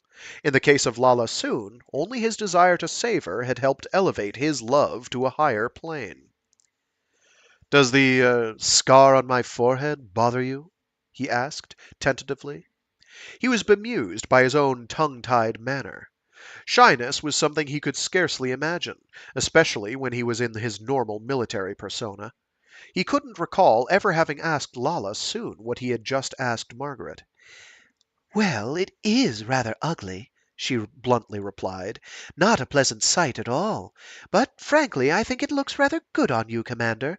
Forgive me for saying so, she hastened to add, but I just want to be honest. It doesn't bother me, really. "Thanks," he replied, "for being kind. You're everything I imagined when I first met you." He cursed himself for phrasing it that way. It seemed like that was the only sort of thing he was ever capable of saying. "I want to love her and tell her so," he thought, "but I don't really know her well enough yet." Perfectionism was a tragic shortcoming in his romantic character, and it always seemed to get in the way at times like these. Char liked the way she interacted with him. He liked her sincerity and the way she didn't pressure him. She gave him such a sense of relief that all of his senses, normally so taut, relaxed. As long as he felt her body next to his, it seemed there was nothing to worry about. Who cares about new types? He thought, turning around as she moved slightly next to him. Her cheeks had a glow to them, and her full lips were formed into a smile. With his left hand he traced the lines of her full waist, and suddenly, spontaneously, wished she could bear his child. It was something he had never dreamed of with Lala Soon. Perhaps, it occurred to him, humans often acted on impulses like this, and then spent the rest of their lives trying to reconcile them with reality. There was something interesting about that idea, something to savor. He could hardly remember what it was that had attracted him to Lala Soon, and why he had tried so hard to look after her. It was time to sleep.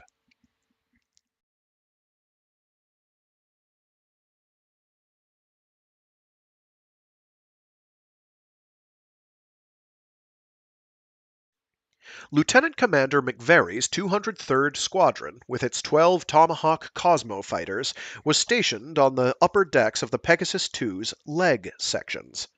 With the addition of the squadron and its support units, the Pegasus had finally taken on the organized hustle and bustle of an active warship.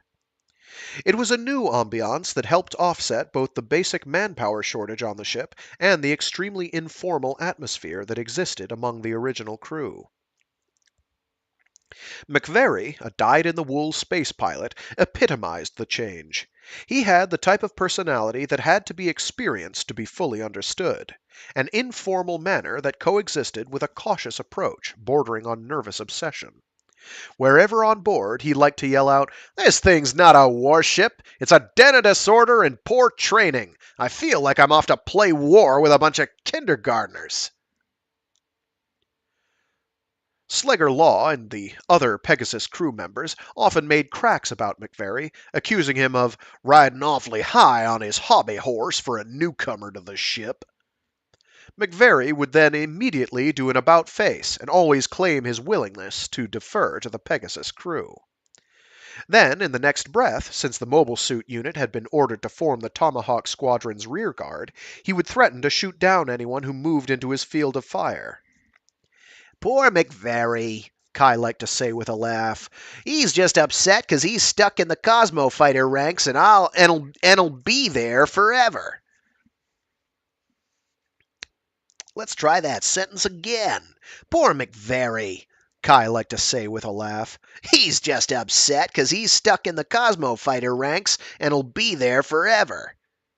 Kai and the rest of the crew had a tendency to belittle the ability of both McVeary and his squadron, but in reality, Cosmo fighters still played an important support role for warships. The crew took McVeary more seriously when he pronounced that no one would likely survive the coming mission. They knew the 127th Autonomous, the Pegasus, Cyprus, and the Graydon, was headed for Area 365, and that it had been assigned such scant protection because that was all the Federation was willing to spare until the fleet reached its as yet unknown staging point for Operation Cembalo. Once in Area 365, they would have no contact with other ships in the Armada.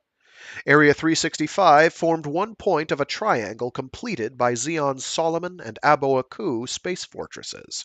To venture into this area meant that the 127th was being used as a strategic sacrifice. Put more politely, it was a decoy, or at best a feint for the larger Armada operation. They were, in other words, on their own. McVeary put it in his typically eloquent fashion. "The brass obviously have a hell of a lot of faith in this new type stuff. I think me and my men were dealt a lousy hand when we were assigned here. But let me tell you, I won't be easy bait. I'll take out at least 10 or 20 Zakus."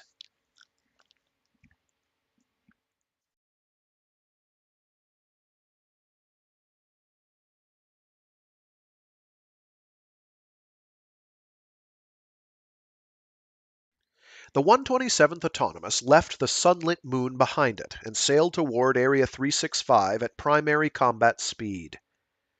Bright, the skipper of the Pegasus II, had a special operations file with information on their exact destination, but the file's lock was programmed not to open until 12 hours had elapsed. Along the way, the Gundam, gun cannons, and Jim's 324 and 325, piloted by Ensigns Sarkis McGovern and Kriya Maja, practiced flying in attack formation, accompanied by 4 ball machines from the other 2 warships. The exercises had no real strategic value, but helped keep the MS pilots in a state of readiness. When Xeon's MS unit had attacked the Federation's LH moon base, few of the Federation pilots or crew members had even spotted the Elmeth, and fewer yet had realized that it was being piloted by a true new type. Some crewmen listening to friendly radio reports had detected a mysterious, dissonant sound that seemed to reverberate deep in their brains before the Elmeth fired its first blast, but those, like Sayla, who realized what that sound meant, were a rarity. If I had a sound clip, I could play the one that's played during the series. It's sort of a noise. It's kind of annoying. What I love is that if you've seen the series and are reading this, everything is like pitch perfectly described as it appears, as its equivalents appear in the series. It's wild. It is wild. Somebody knew how to describe things well.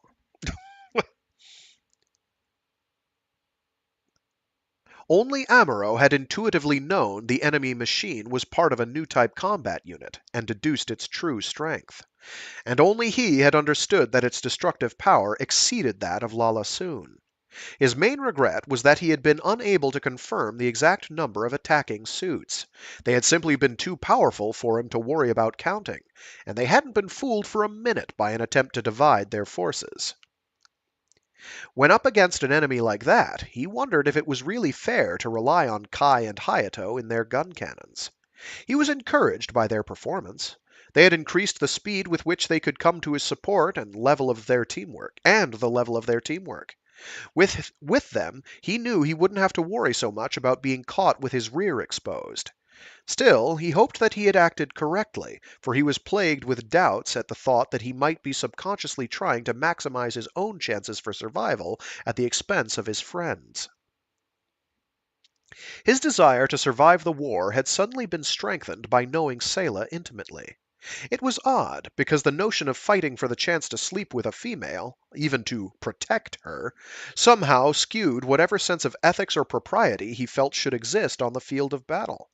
He was still naive enough to believe that fighters should be inspired to risk their lives for more noble causes, such as overthrowing dictators or preserving democracy. Yet somehow his experience with Lala Soon had hinted at an entirely different possibility. It was a possibility he believed existed in his new relationship with Sayla, too. It transcended physical sexuality. Men and women, women and men. Amuro was becoming aware of a potentially new world.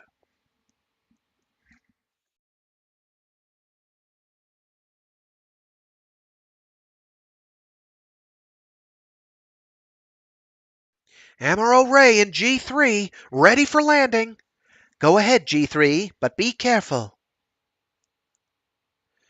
As he closed in on the Pegasus 2 after practice, Samuro saw Sayla. Samuro. As he closed in on the Pegasus 2 after practice, Amuro saw Sayla appear on his 3-inch comm monitor, almost as if she were right there talking to him. Then he heard First Deck Petty Officer Oh my god, what the hell is this title? What the Pardon my French. Okay, so this is a title. First Deck Petty Officer First Class. Yes, that's apparently a title for someone whose name is Callahan Slay. Good for him. Let's try this again. Then he heard First Deck Petty Officer First Class Callahan Slay energetically giving directions. 2 minutes on the horizontal axis. Correct to the right. Roger, he called back, keeping a careful eye to the flight floor of the first deck looming up at him.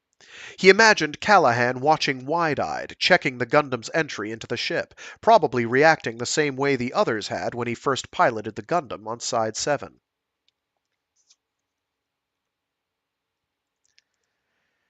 I can't believe this.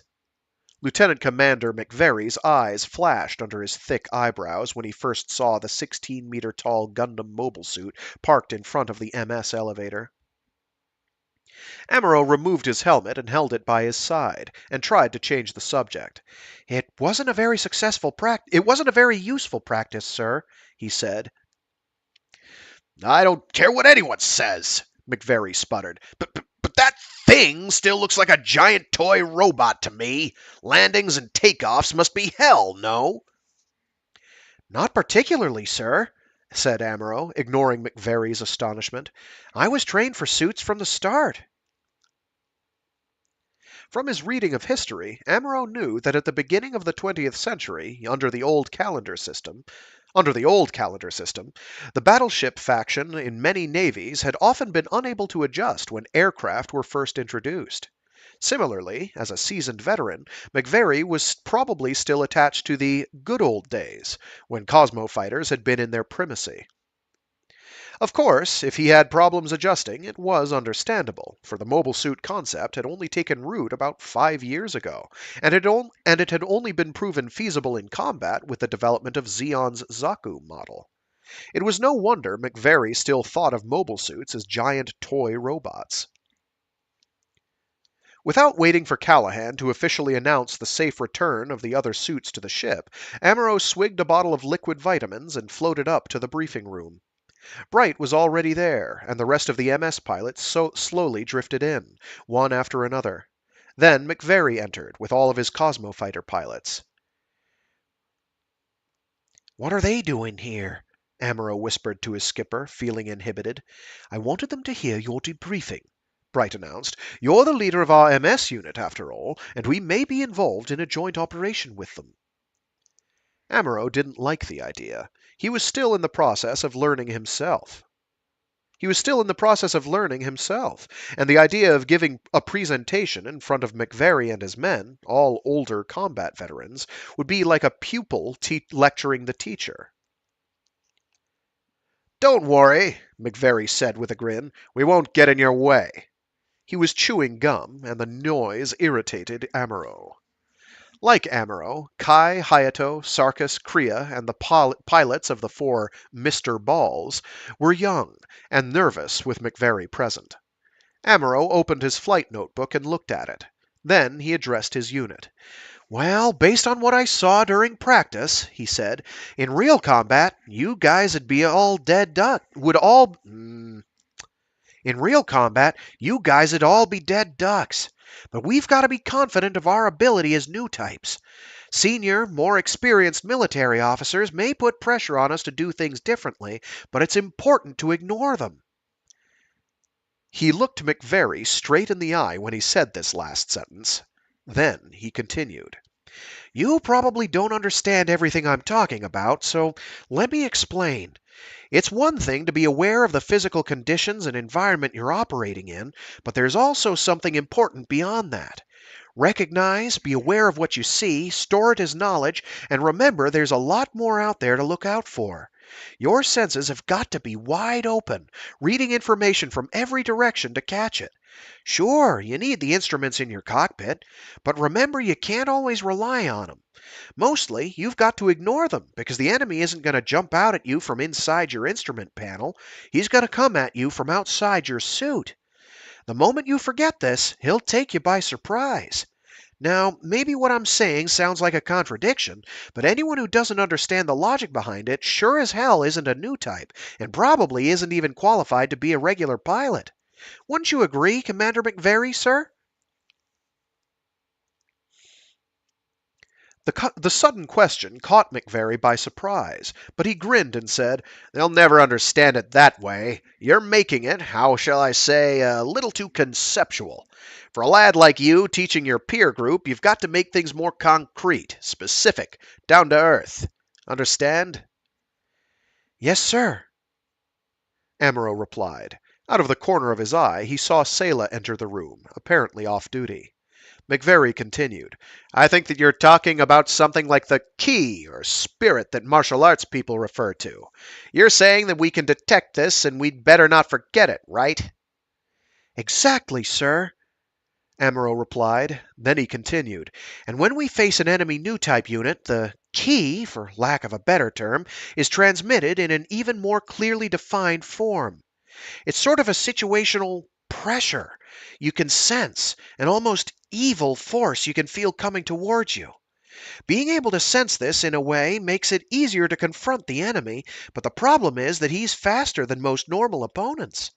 Infinitely faster. Which means that there's only one way to respond, and that's by operating almost reflexively, by anticipating the enemy's moves in advance. Judging by everyone's performance today, though, you guys would all have been blasted to smithereens." "Even me?" Kai asked, with a quaver in his voice. "Even you," Amuro said gently. "What about me?" Hayato next asked, plaintively. "Sorry." "You're being a little tough on us, aren't you?" Hayato complained. "Sorry, but the important thing is to figure out what to do about it. Remember, I'm assuming a Xeon new type of unit attacked our LH base. As I mentioned yesterday, I think the pilot of the Elmeth mobile armor is a new type, and even more advanced than the one I encountered on Texas. I say that because there were even more There was even more interference with radio transmissions around LH than we'd normally find with Minovsky particles. That's why some people claim they actually heard something inside their heads. And that's why it should be clear to everybody that we're talking about something totally different from normal radio waves. Whoever or whatever is out there emitting those waves is our enemy. Amuro knew he still wasn't explaining things very clearly, and it irritated him. He wasn't used to standing in front of people and lecturing, but while talking, something completely different occurred to him.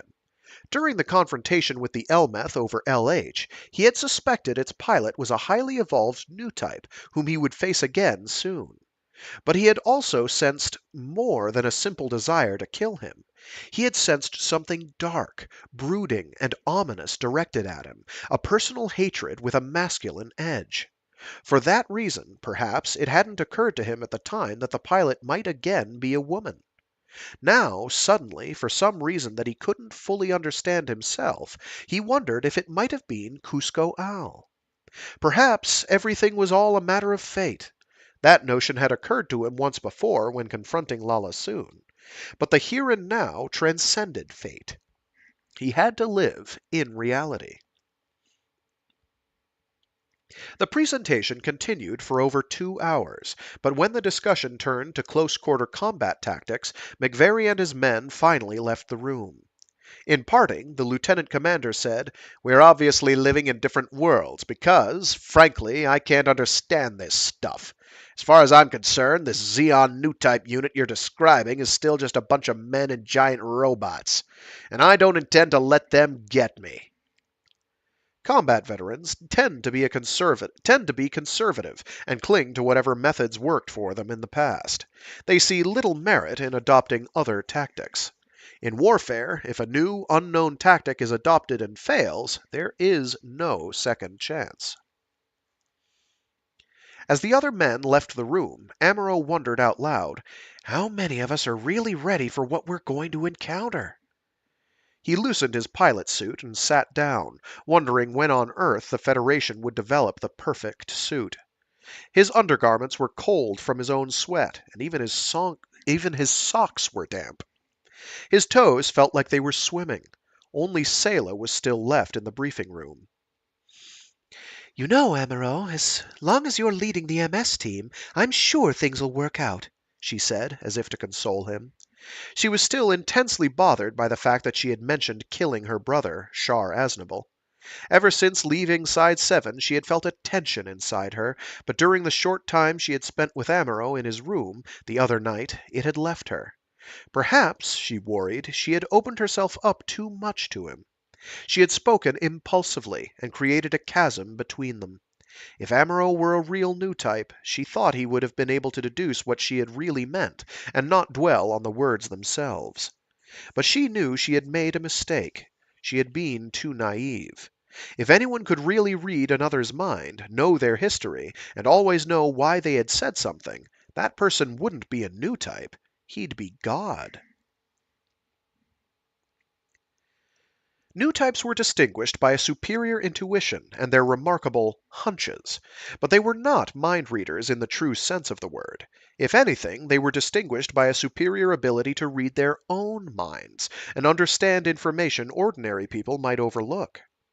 But if one could know one's own mind, would that extend to the spirit? If so, might it not be possible to extrapolate the truly universal aspects of oneself to others, and through this bridge truly read another's mind? Unfortunately, such a feat would probably require that both parties be similar new types, and Sayla and Amuro were fundamentally different. "I grew up with a complex about my real family, Amuro," Sayla said, "and because of that I sometimes don't trust people." She knew he was probably too naive to understand what she was trying to say, but in order for him to expand and grow as a new type, she felt it was important. She looked at him, unable to apologize or retract her statement about Char. If she did, she knew he'd feel attracted to her for all the wrong reasons. Amuro, for his part, didn't press the matter. He was fiercely attracted to her, but on the eve of a major battle he wanted to keep his emotions in check. Still, it was hard. He looked up at her with a tired expression and said, "Sayla, can't you feel it?" "Feel what?" "When I was talking here a minute ago, I felt something. Char's on his way, and so's Kusko Al. It's almost like I could feel the weight of their presence." "Weight?" It feels sort of like a wall of pressure, I guess, and it's spreading out toward Pegasus too." Sayla thought she finally understood what he was saying. The weight he referred to was something spreading and menacing. "I thought maybe it was just the normal stress before battle, Amuro." "No, it's more defined than that. This may sound crazy, but you know what I think? I think we've got to put a stop to this operation somehow. I know that alone won't stop the war. There'd still be thousands of people killed in other areas of the solar system. I can't stop the war myself, but I think somehow the strongest people, the best fighters, have to get together and destroy whoever's causing this war to drag on." "Destroy them? You must be dreaming, Amuro." "Maybe. But listen, Sayla, let me ask you. Do you really think your brother, Char Aznable or Casval Dakun or whatever his real name is, likes this war?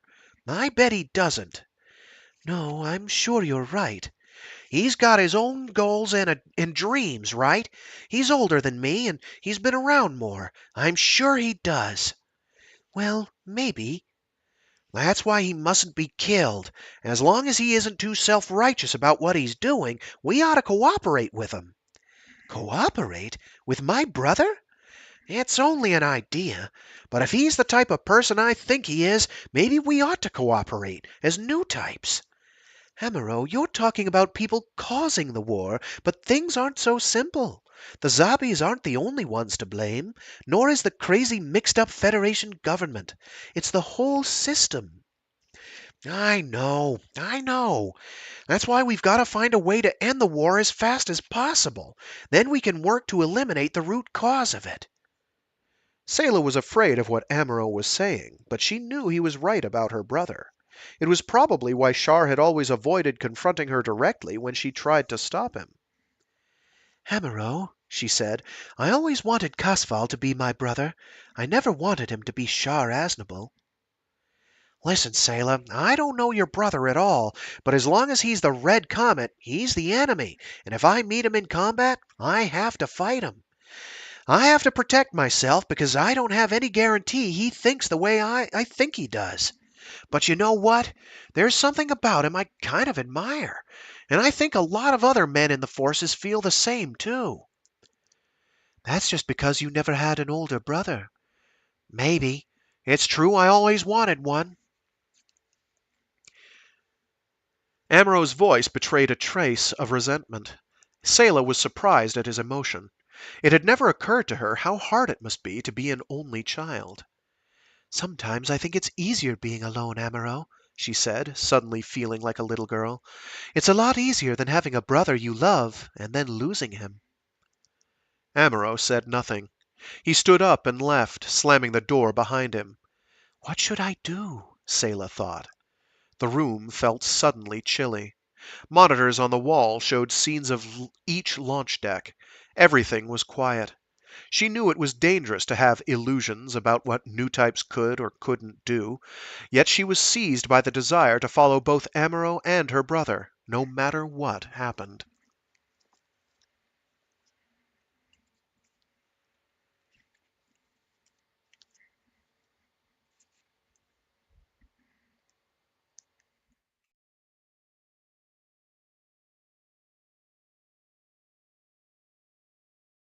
And that is where we will call it for the week.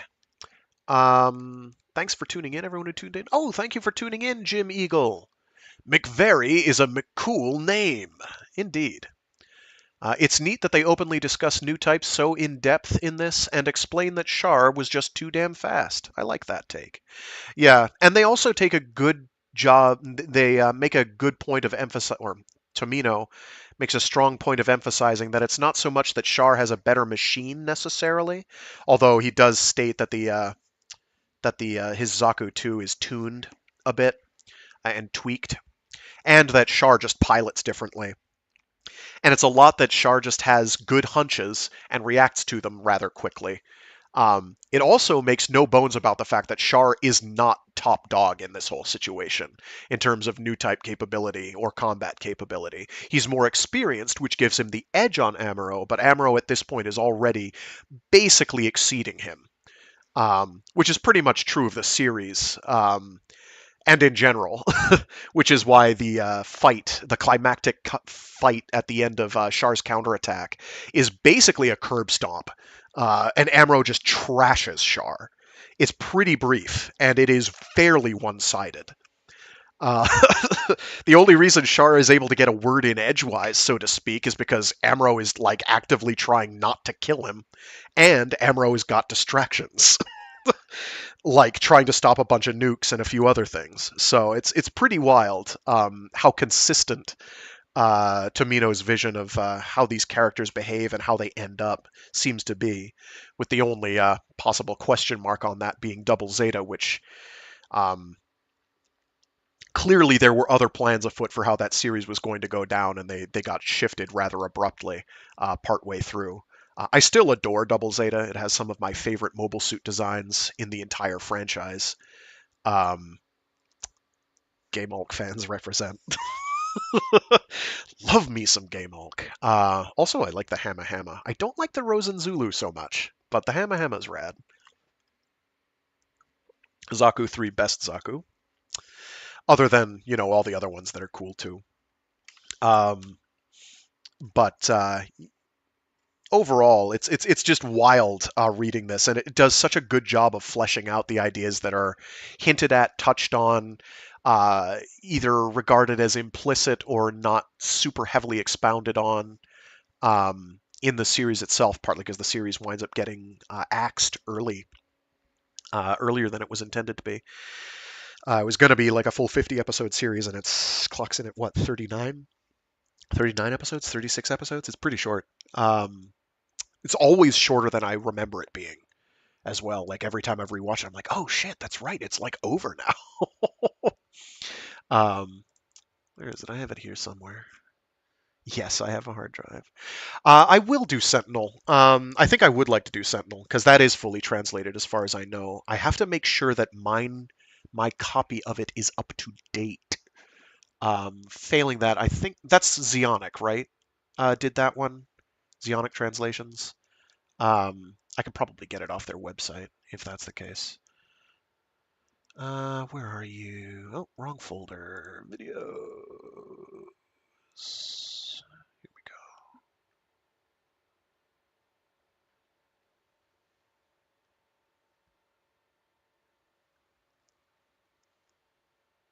go. Okay, where are you? That's clearly MS Igloo. Where is regular? Did I put it somewhere funny, like under K? This is wild. I'm not seeing it. I know I have it here on this specific drive. Oh yeah, I put it under K for Kido Senshi. Got it. What do we got? How many episodes? Oh, it's 43. Why is it that many? I could have sworn it was fewer than that. I might be conflating it with Gundam X, which has kind of the same problem. Ironically, though, I find After War Gundam X is one of the stronger AU entries. I liked the route it was going with new types not being a real thing for that universe. Being like, nah, it's just like people are getting hung up on this whole thing, and it's don't don't get hung up on it. All things considered, I feel like it resolved itself pretty well, considering how flagrantly rushed it wound up being. So yeah, the original first Gundam was 43 episodes. I don't know why I thought it was 36. It's still shorter than I always expect. But anyway, good times. So yeah, I'll get around to Gundam Sentinel at some point. Now that most, if not all, of Zeta Gundam's novelization is translated. I do want to read that. I have to read that on my own time first. See, I adore Double Zeta too much to want it to be gone, because I think at its core, the overall idea of, okay, Axis Xeon more or less wins the grips conflict by default, and then implodes due to internal turmoil is sound. I think that's really, really sound. I think that fundamentally works. The Titans are eradicated because they overcommitted. Um, I think the overall idea of, oh, here's Axis Xeon, here's Haman Karn trying to, you know, get things done based on her vision of how things should be done. Partly, oh, I think we can do a better job of having new types take a leading role. Oh, the Federation government is still, feckless and inept at best. Which the series is really the franchise as a whole, the Universal Century, at least under Tamino, is extremely consistent about, where they're just like, the Federation are the de facto good guys, only in the original series, only because Xeon is so much worse under the Zabis. They're so much worse because they're committing like active civilian war crimes constantly, whereas the Federation is just bureaucracy laden and internally has serious corruption issues because it's ancient bureaucracy and it's been around, just it can't do anything effectively and everybody's so self-serving asshole. This isn't to say that they're somehow worse than the Zabi family. They're not. Xeon is in the wrong. Full stop. Like there's no getting around that. And anybody who says otherwise is deluded or just likes the Nazi trappings a bit too much for their own good. Sorry, Nazi fans. Uh, sorry, Nazi fans. Not really.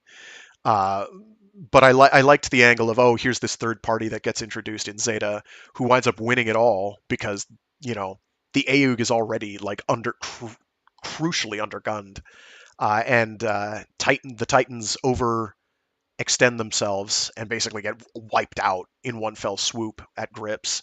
And so Haman wins basically, and Axis Xeon therefore win basically just by being the only one standing left.